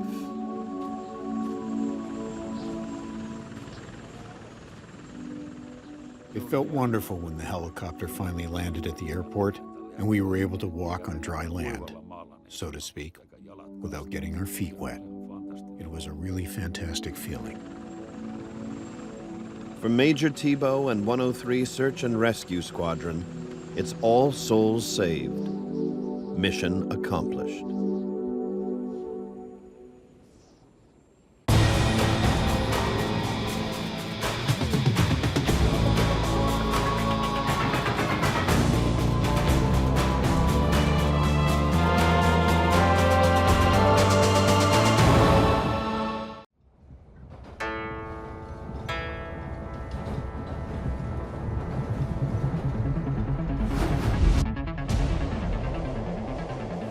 Rapid train number 5418 is behind schedule just outside Osaka, Japan.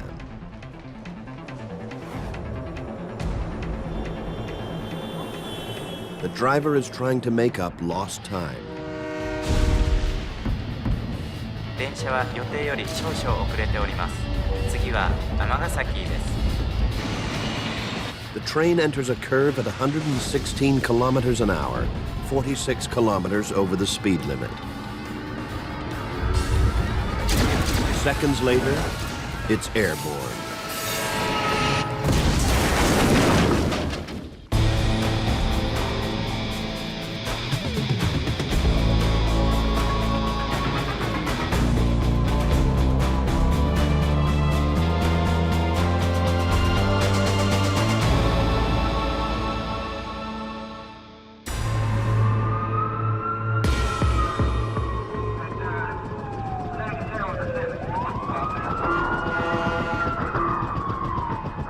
Monday, the tail end of rush hour.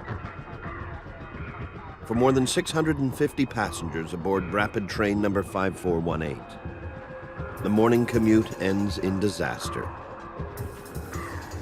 The train derails at more than 100 kilometers per hour and smashes into an apartment building in Amagasaki, 2 stations short of Osaka.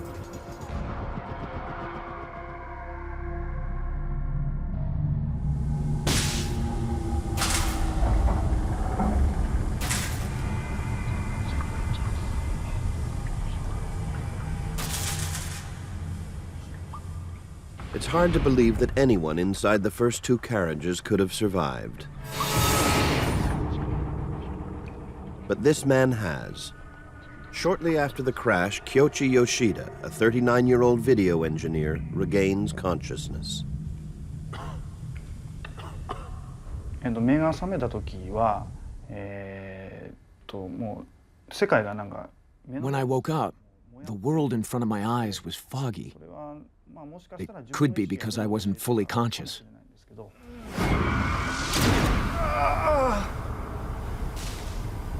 まあその場所閉じ込められてた僕は閉じ込められた。 I couldn't recognize the place I was trapped in. I mean, I saw a concrete ceiling above the window of the train, and I thought, what am I doing here?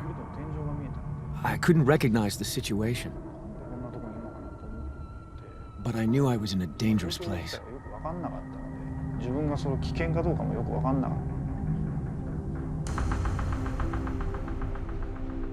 Yoshida was traveling in the lead carriage, which hit the apartment building with such force that it's now buried deep inside the basement parking garage.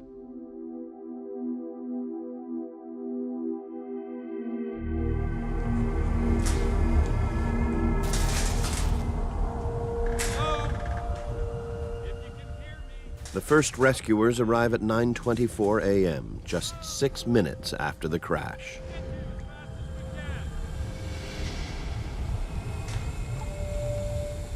Nothing could have prepared them for what they see inside the wreckage.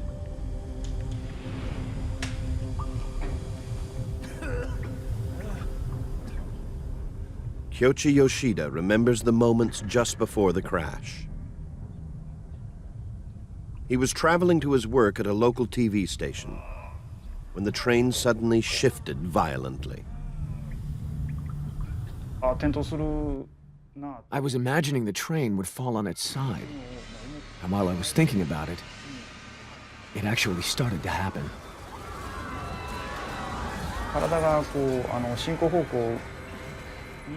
I was thrown to my right, toward the front of the train. Then I realized that I was facing backwards. I could see down toward the rear part of the train, and while I was falling, I was losing consciousness.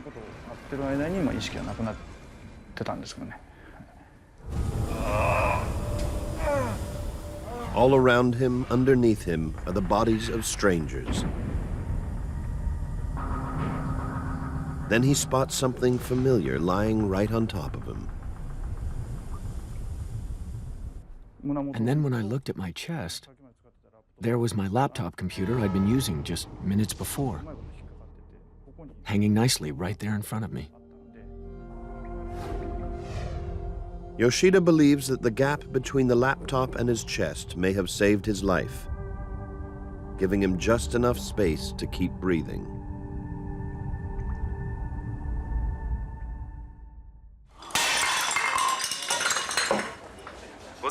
時18分、ちょうどラッシュアワーが終わる頃、JR 日山線で列車事故が起こりました。この電車には650 The news of Japan's worst rail disaster since 1963 hits the airwaves within minutes of the crash. Momoko Suzuki is at work when the news breaks. She's horrified by the report of numerous casualties, especially since her husband and her daughter Junko often ride that train. この事故によって列車の1両目は完全に大破。しかしながら奇跡的にもその車両には生存者がいました。現在のところ事故での死者は2、30人と確認されています。The rescuers soon realize that 20 to 30 dead is an optimistic prediction. In the first hour alone, they discovered dozens of bodies, most of them in the two front carriages. Hundreds of injured are taken to nearby hospitals, and many are still trapped in the depths of the wreckage.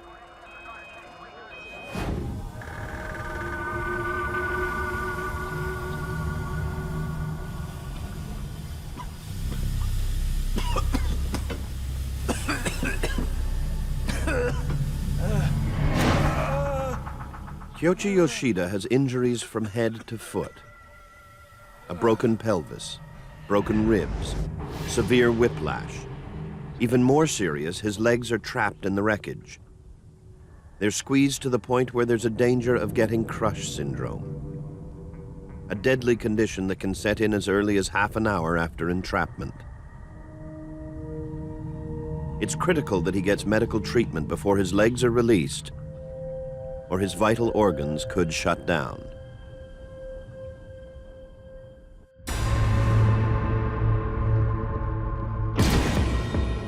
Saisakai Shiga Hospital is 70 kilometers from the crash site, home base for a remarkable medical specialist, Dr. Takanobu Hase.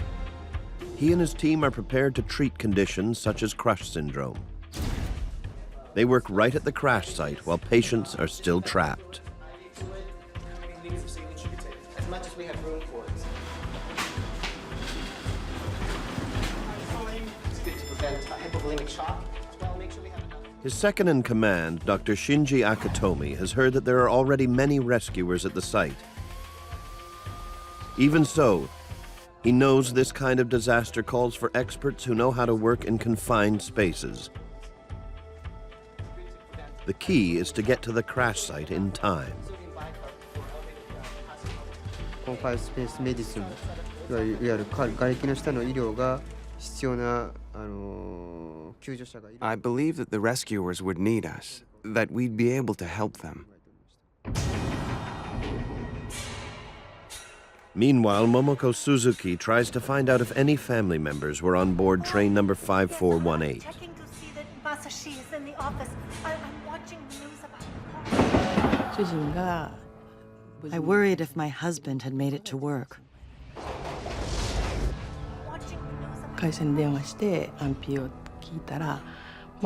I called his office and they told me he's in. I was relieved. But then I thought, maybe Junko is on that train.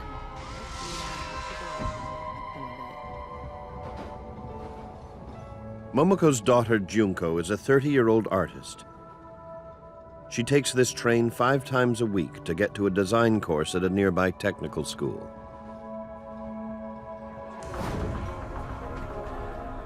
Momoko calls Junko's mobile phone.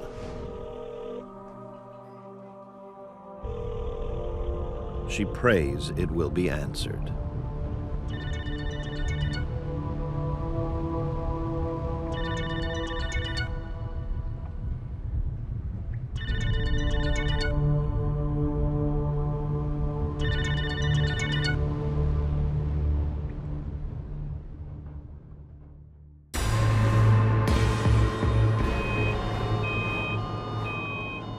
The team from Saisakai Shiga Hospital races the 70 kilometers to the crash site. Dr. Takanobu Hase has years of experience in emergency medicine. The massive Kobe earthquake of 1995 was a turning point in his career. Hase was shocked to see many people die in the days following the quake, because they didn't receive on-site treatment for crush syndrome. Ever since then, he's taken a special interest in confined space medicine.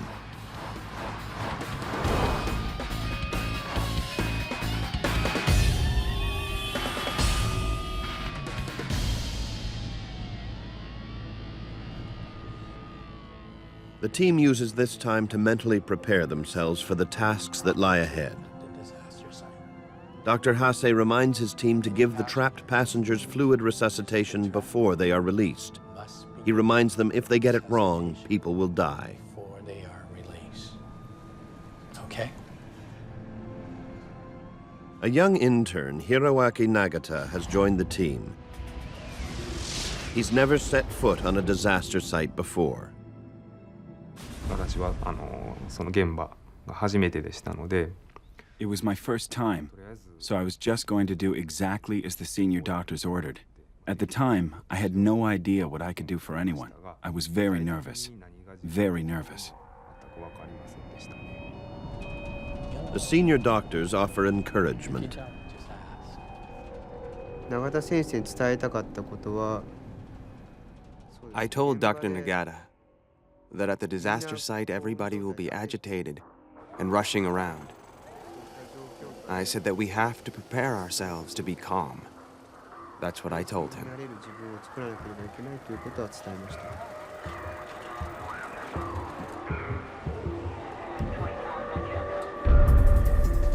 At the crash site, passengers are still trapped in the wreckage of the first two carriages. The rescuers run out of stretchers to move the wounded.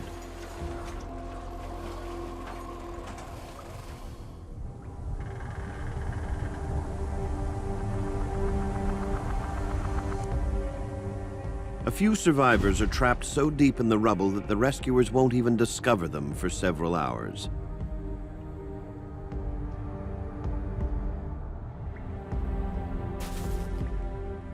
One of them is a 19-year-old student who had been standing at the front of carriage number 1.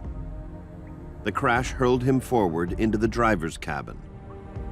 The young man is trapped alongside the dead driver, pinned from the waist down. His limbs are under terrible pressure. He's conscious enough to make contact with his family. He tells them that he may not live long enough to be rescued. Don't give up. Just hold on. Hang in there. Further back in carriage number 1, Kyoichi Yoshida fights his fear and pain by encouraging the person next to him.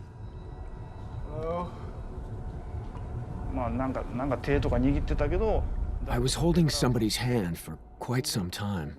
My mental state was not normal. It took a long time to realize that the person whose hand I was holding had already passed away.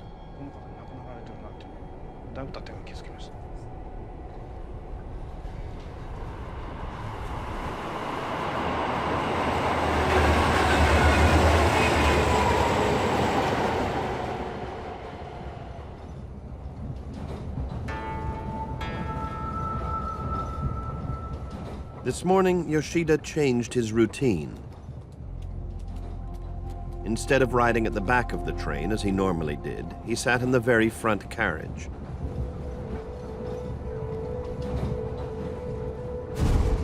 Car number 1 is the most mangled of the train's 7 carriages.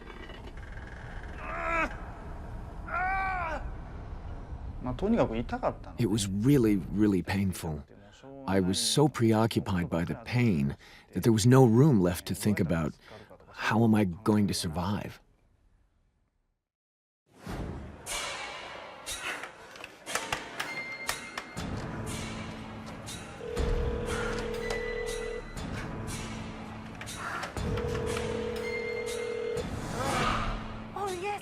Momoko Suzuki calls other family members to see if they have heard from Junko.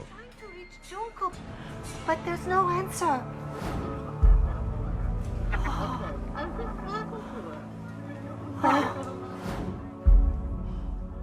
She learns that Junko was in touch with her sister earlier that morning.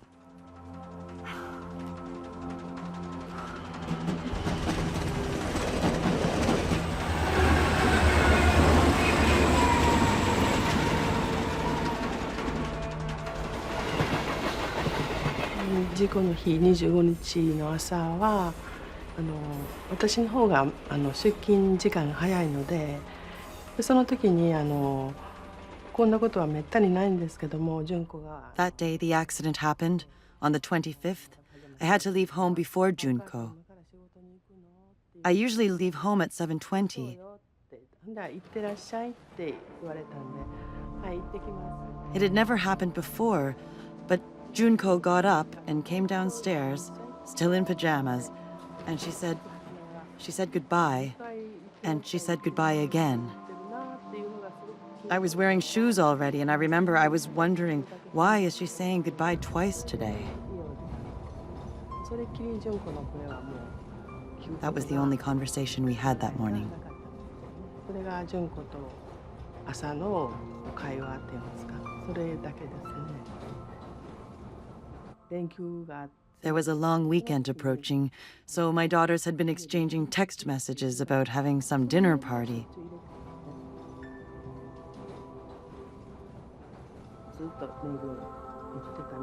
They were exchanging messages at the time, and suddenly it was cut off.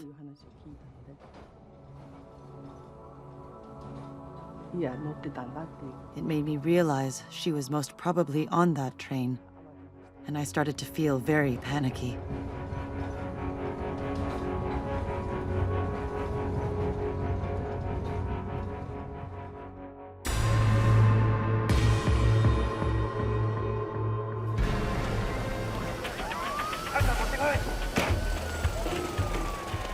By now, emergency workers have ferried more than 400 injured passengers to hospital.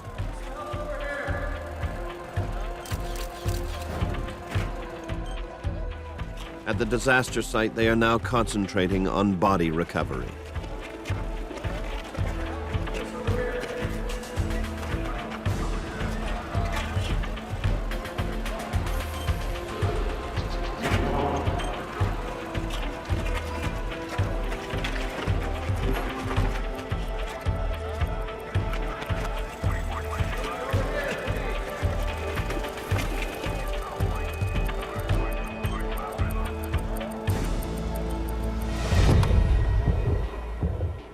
After fighting traffic and roadblocks, Dr. Hase's team finally arrives.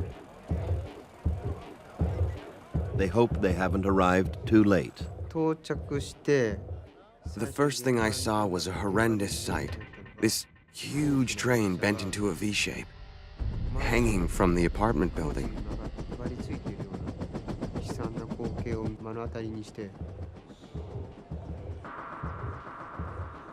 It was a much bigger accident than we'd imagined.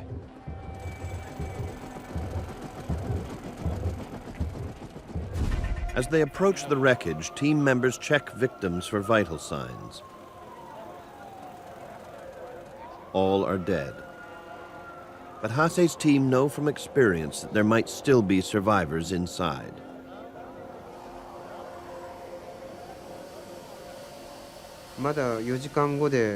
Four hours had already passed since the accident, but things were still chaotic. If anyone was still trapped inside, they'd need confined space medicine. Also, rescuers might have been injured in secondary accidents. That's what I had in mind when we arrived at the site.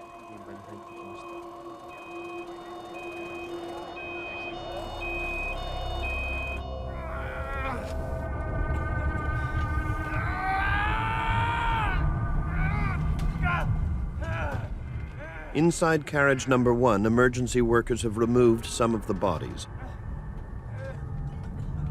But they cannot release Yoshida. Crush syndrome is now a real risk.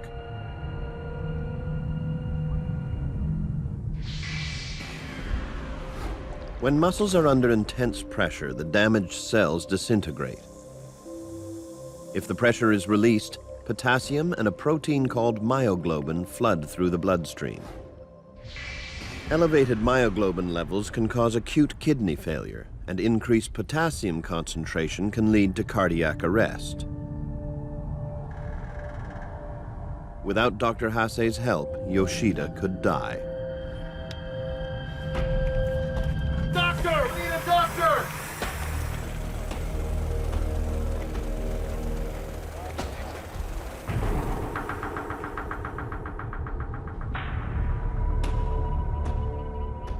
As Dr. Hase's team enters the destroyed parking garage, they are stunned by the destruction around them. 1両目がマンション1階の立体駐車場に The first carriage of the train was crushed into the parking space of the apartment building. But we went in there. I remember it was very hot and smelled of gas, because fuel was leaking from the cars in the parking space. すごくガソリンが漏れてガソリン臭かったということと、あともう鉄筋が Reinforcement steel was exposed, and there was shattered glass everywhere. Iron frames were bent and the edges were as sharp as knives. I felt it was very dangerous as soon as I entered. It looked like all those things could fall on you at any time. Also, evaporated gasoline could catch fire and explode at any moment. いつ爆発するかわからないような状況だというふうに判断しました。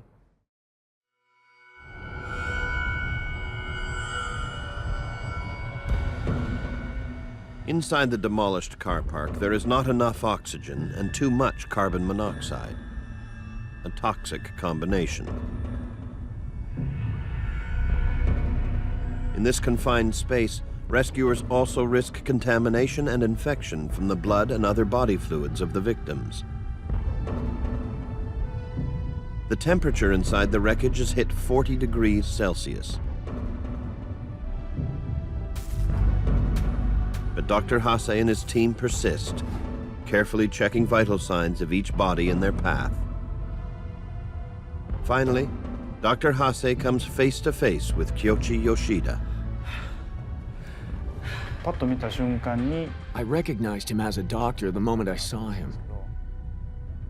And I thought, oh, the doctor has arrived. He was providing triage very prudently, taking so much time to make sure.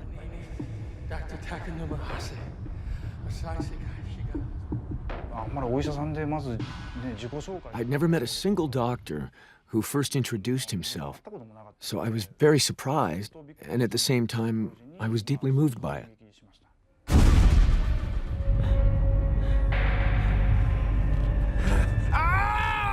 Dr. Hase realizes Yoshida's leg is trapped and under great pressure. 長谷先生は吉田さんにアプローチしたときに When Dr. Hase approached Mr. Yoshida, he assessed what kind of situation Yoshida was in. His legs were trapped, and he was starting to feel numb. Dr. Hase was thinking about crush syndrome. クラッシュシンドロームを考えたみたいです。 Hase knows that Kyoichi Yoshida needs to be put on an intravenous drip right away. But Yoshida is confused by pain, shock, and stress, so he doesn't understand why he needs this kind of treatment.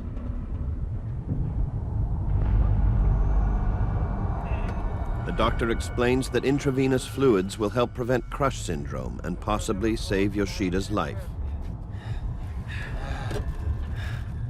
He first told me something like, I am cutting your clothes. Even though my clothes at the time were all crumpled up and torn, he excused himself first, before using the scissors. And I was so touched by how polite he was.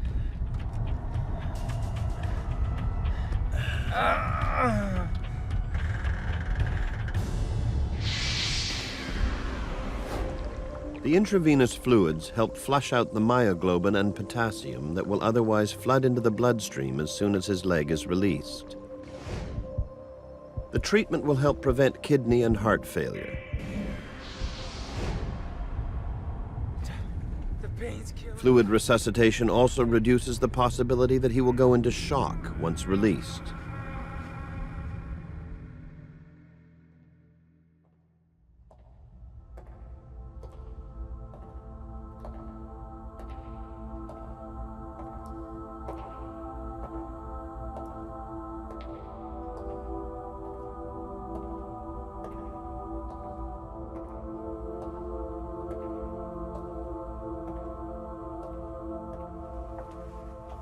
Momoko Suzuki has called all the local hospitals.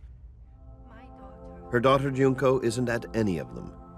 Type B blood type. Fearing the worst, she tries the last place any parent wants to visit. Have you seen anyone like that here?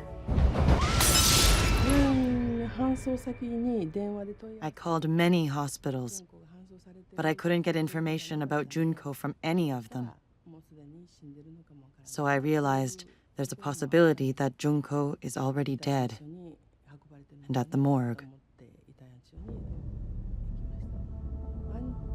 We were not allowed to go into the actual morgue to see the bodies. We had to wait in a room, and if there was a positive identification, then we could go into the morgue.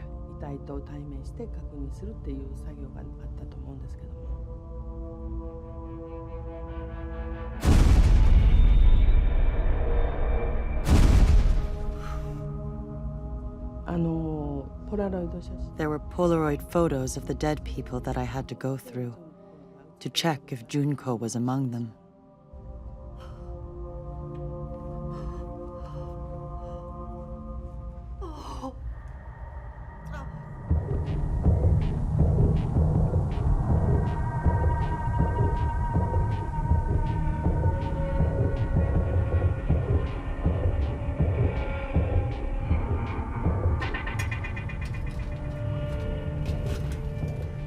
At the crash site, rescuers are still finding victims.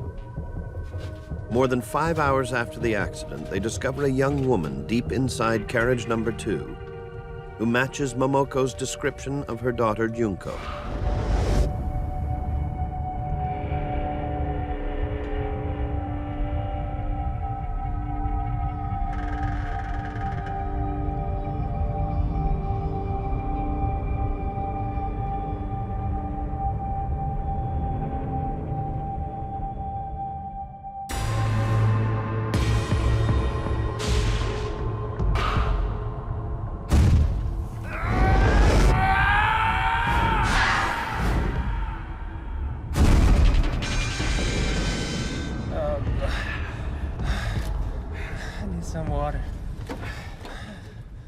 Dr. Hase's intravenous treatment has dramatically increased Yoshida's chances of survival.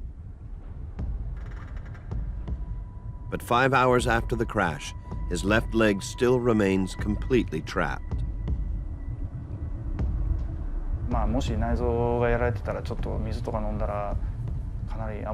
And I was thinking, if the inside of my body was damaged, drinking water could cause problems.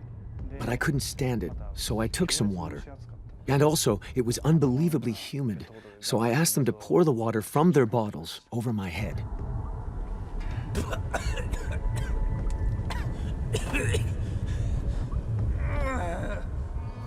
The pain is excruciating, but it will now be less risky to release him from the wreckage.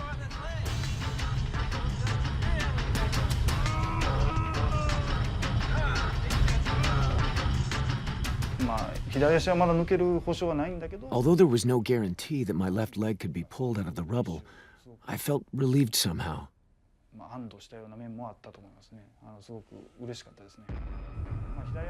The left leg was so hard to pull out that someone, I think it was the leader of the rescue team, said, if this situation doesn't change, it's not looking good.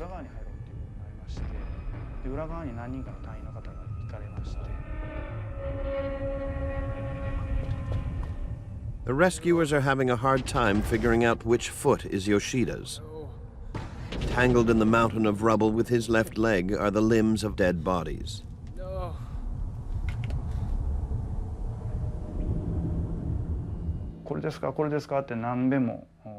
They asked me many times, is this it? Is this it? While they were tapping shoes. But I couldn't feel anything. I actually thought that my shoe was being tapped, but that my foot might be partially dead. I was worried.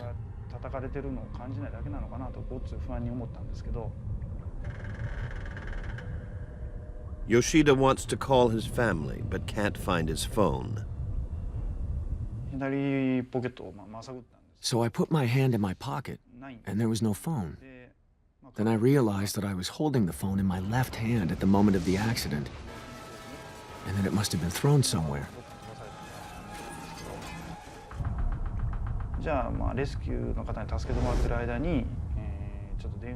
I thought about asking the rescuers to lend me their phone, but it didn't seem that my left leg was going to be released.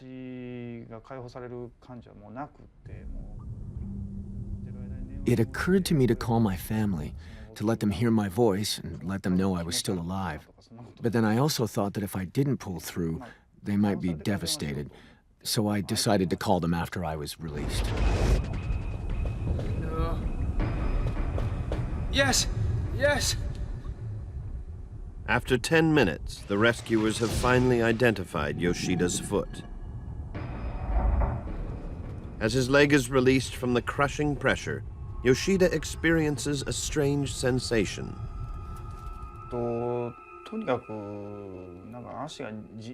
I felt a strong pounding in my leg. The condition was such that I didn't even know if the information from the tip of my foot would be going from here or come back to here. I couldn't actually feel whether my leg had been released or not.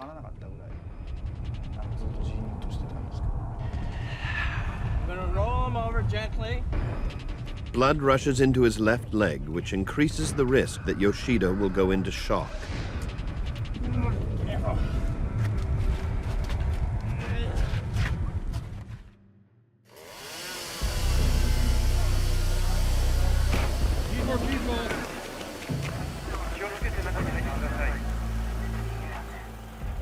Meanwhile, other rescuers working in a different part of the wreckage have finally managed to free Junko Suzuki.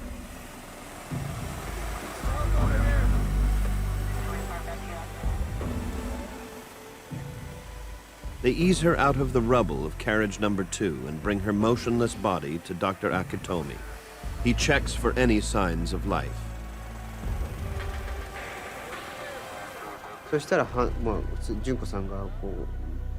Miss Junko arrived in front of me. I was surprised because she was covered in oil and I couldn't tell whether she was breathing or whether her heart was beating.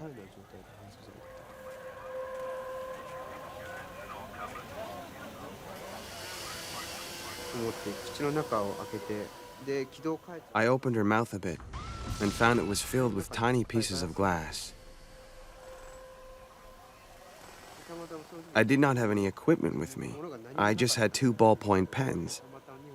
I put one of them between her tightly closed teeth and forced her mouth open.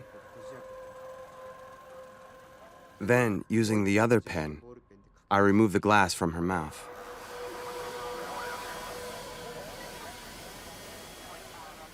Dr. Akitomi tries to get any kind of response from Junko. His efforts fail. He realizes she's in a coma.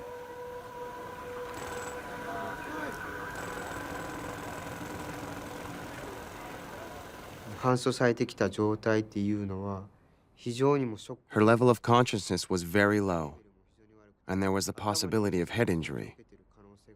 Also, her blood pressure was very weak.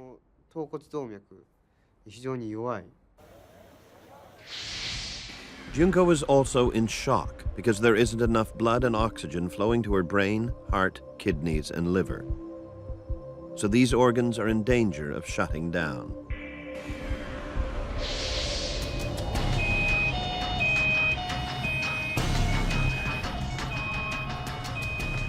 Dr. Hase and Dr. Akitomi ride in the ambulance with Junko,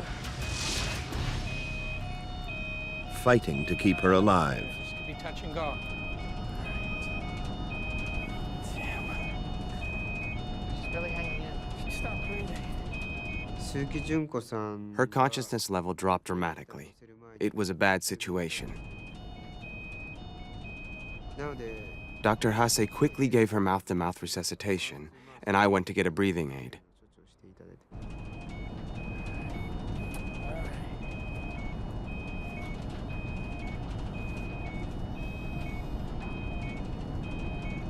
Okay.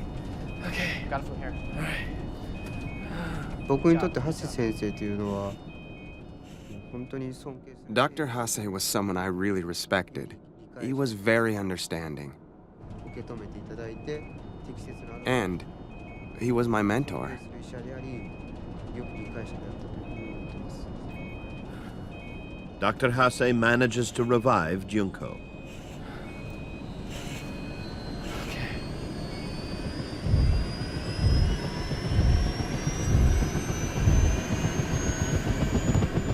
Her condition is so critical that her only hope is an airlift to hospital.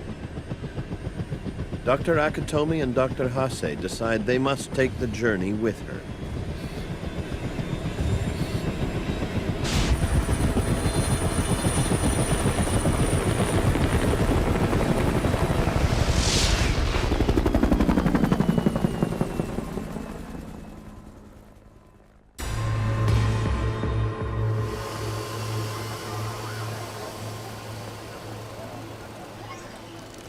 As rescuers lift Yoshida out of his prison and into the light of day, he's overcome by a flood of conflicting emotions.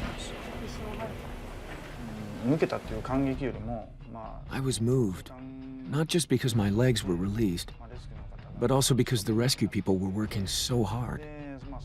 It took 5 hours and I was finally taken outside. I was so grateful to my rescuers that I ended up having tears in my eyes.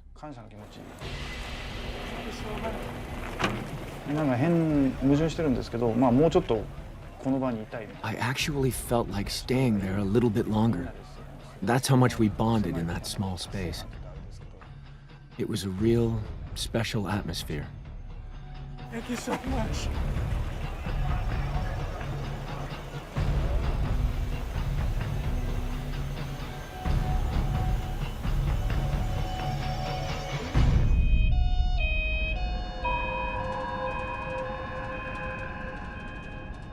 It was really cold, and I started to have a chill.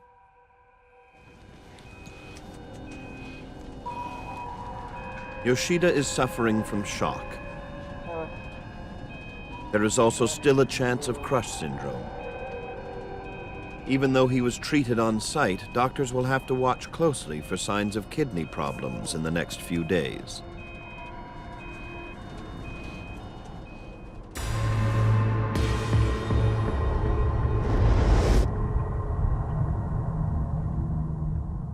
By late afternoon, many rescuers have left the accident site, certain that there are no more survivors. But Dr. Hase's team isn't so sure. After they've delivered Junko to hospital, they return to the wreckage.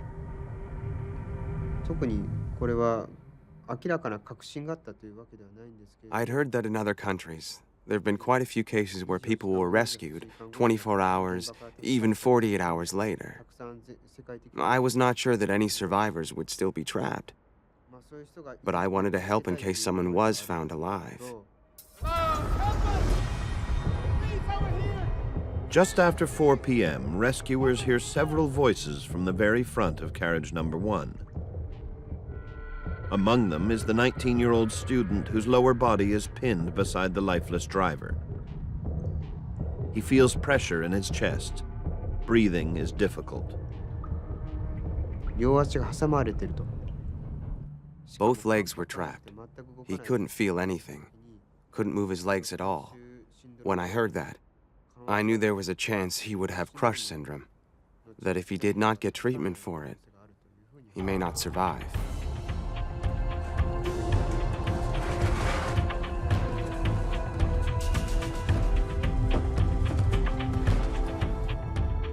The team's intern, Dr. Hiroaki Nagata, works his way toward the driver's demolished cabin.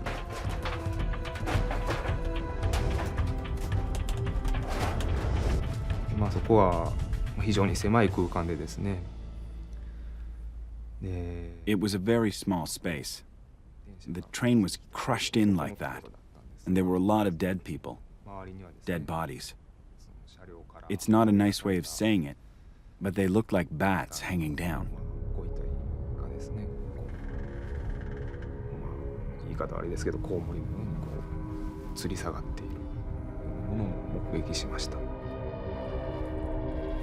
Dr. Nagata prepares to treat the young man for crush syndrome and encourages him to hang on for a little longer. そうですね、もうあかんわ言って弱気な発言をされてる時もありましたね。言い方悪いですけど、青か言って。He actually sometimes said I might just give up. When he said that, I told him don't be a fool, that rescuers are trying to get to him. So until they reach you, until they save you, you can't give up. That's what I told him. 頑張れや。そしたら助かるし、いうことを喋りましたね。非常にやりにくかったです。やりにくいけど必要なので、やらなければならないという状況でした。そういう。It was a very awkward way to be giving treatment. I knew that if I failed to give him IV fluid, he was going to die. So I did my best. You're gonna make it. It's okay.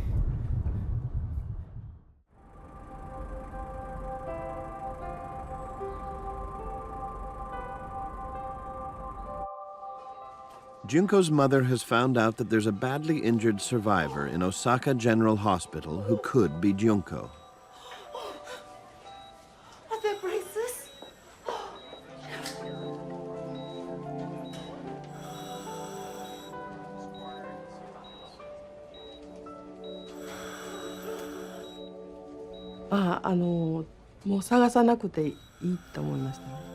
I felt my search is over.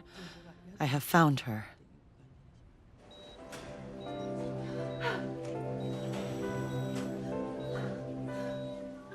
Junko is still breathing, but only just. Her doctor estimates that her chance of survival is a mere 1%.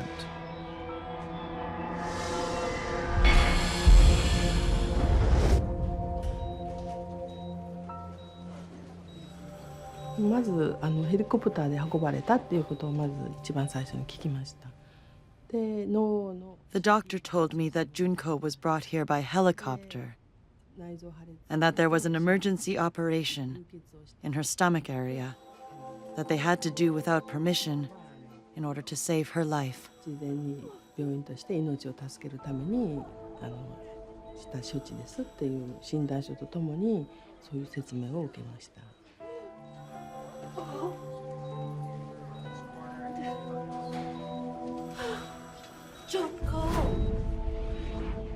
Junko has suffered a severe blow to the head. Her brain tissue swelled, creating great pressure inside her skull. This pressure compromises blood flow and oxygen that nourishes the brain.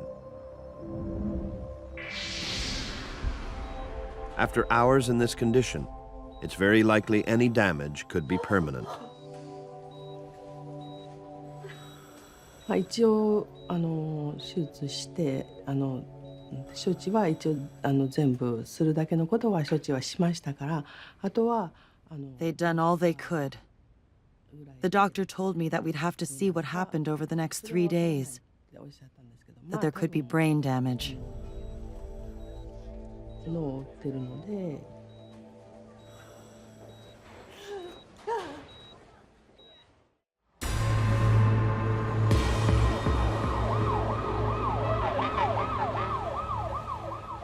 Dr. Hase's team works into the night to help save the lives of several remaining trapped passengers. All are suffering from crush syndrome and need on-site treatment. The young man from the driver's cabin is the last survivor pulled out alive, 22 hours after the crash. In all, 107 passengers died in the crash. 555 have been injured, many severely.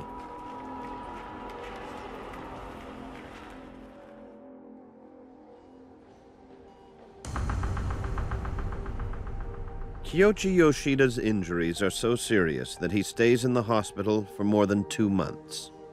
He is deeply moved by the team that volunteered and traveled 70 kilometers to save his life. If I didn't get treatment, I might have died or ended up on a kidney machine. If I'd been rescued before Dr. Hase treated me, it's likely I would have ended up with crush syndrome. It took 5 hours to rescue me. But that means I was treated by Dr. Hase. There was luck in a very unlucky situation. He wrote a book about his life and death experience on train number 5418.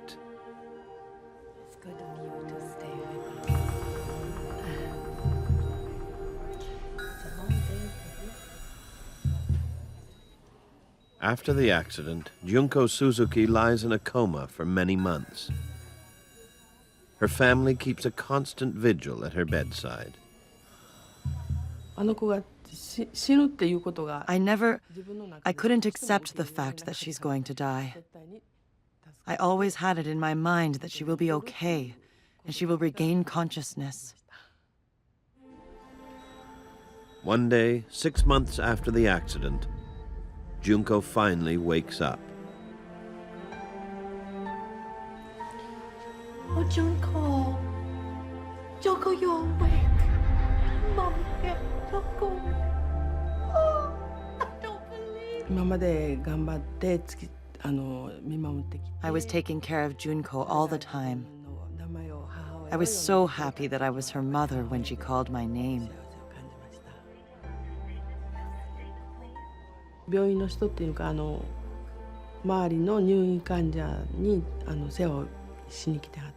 nurses at the hospital heard her voice with me. They were actually crying. They were so happy for me.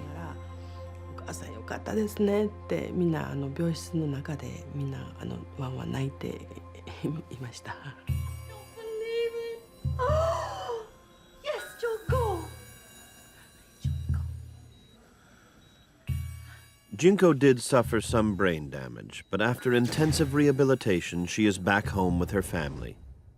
She's become something of a national hero. Support has poured in from across Japan. I was really relieved that I was alive. 鈴木純子さんが5ヶ月ぶりに意識戻ったっていうことは、もう本当に奇跡。 It was a miracle that Junko Suzuki regained her consciousness. A series of miracles. Dr. Akatomi often goes to visit Junko and her family, even though he now works 3 hours away in Tokyo. Junko's life changed forever the day train number 5418 went off the rails. But she hasn't lost her artistic dreams. I've got good eyesight, and I've got capable hands, so I would like to find some kind of job using my hands. I want to be an illustrator, or something like that.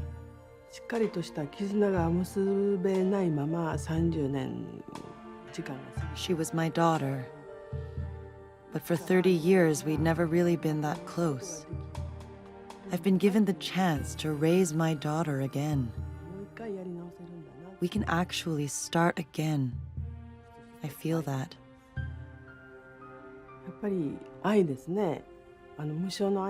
I've started to notice what love really means.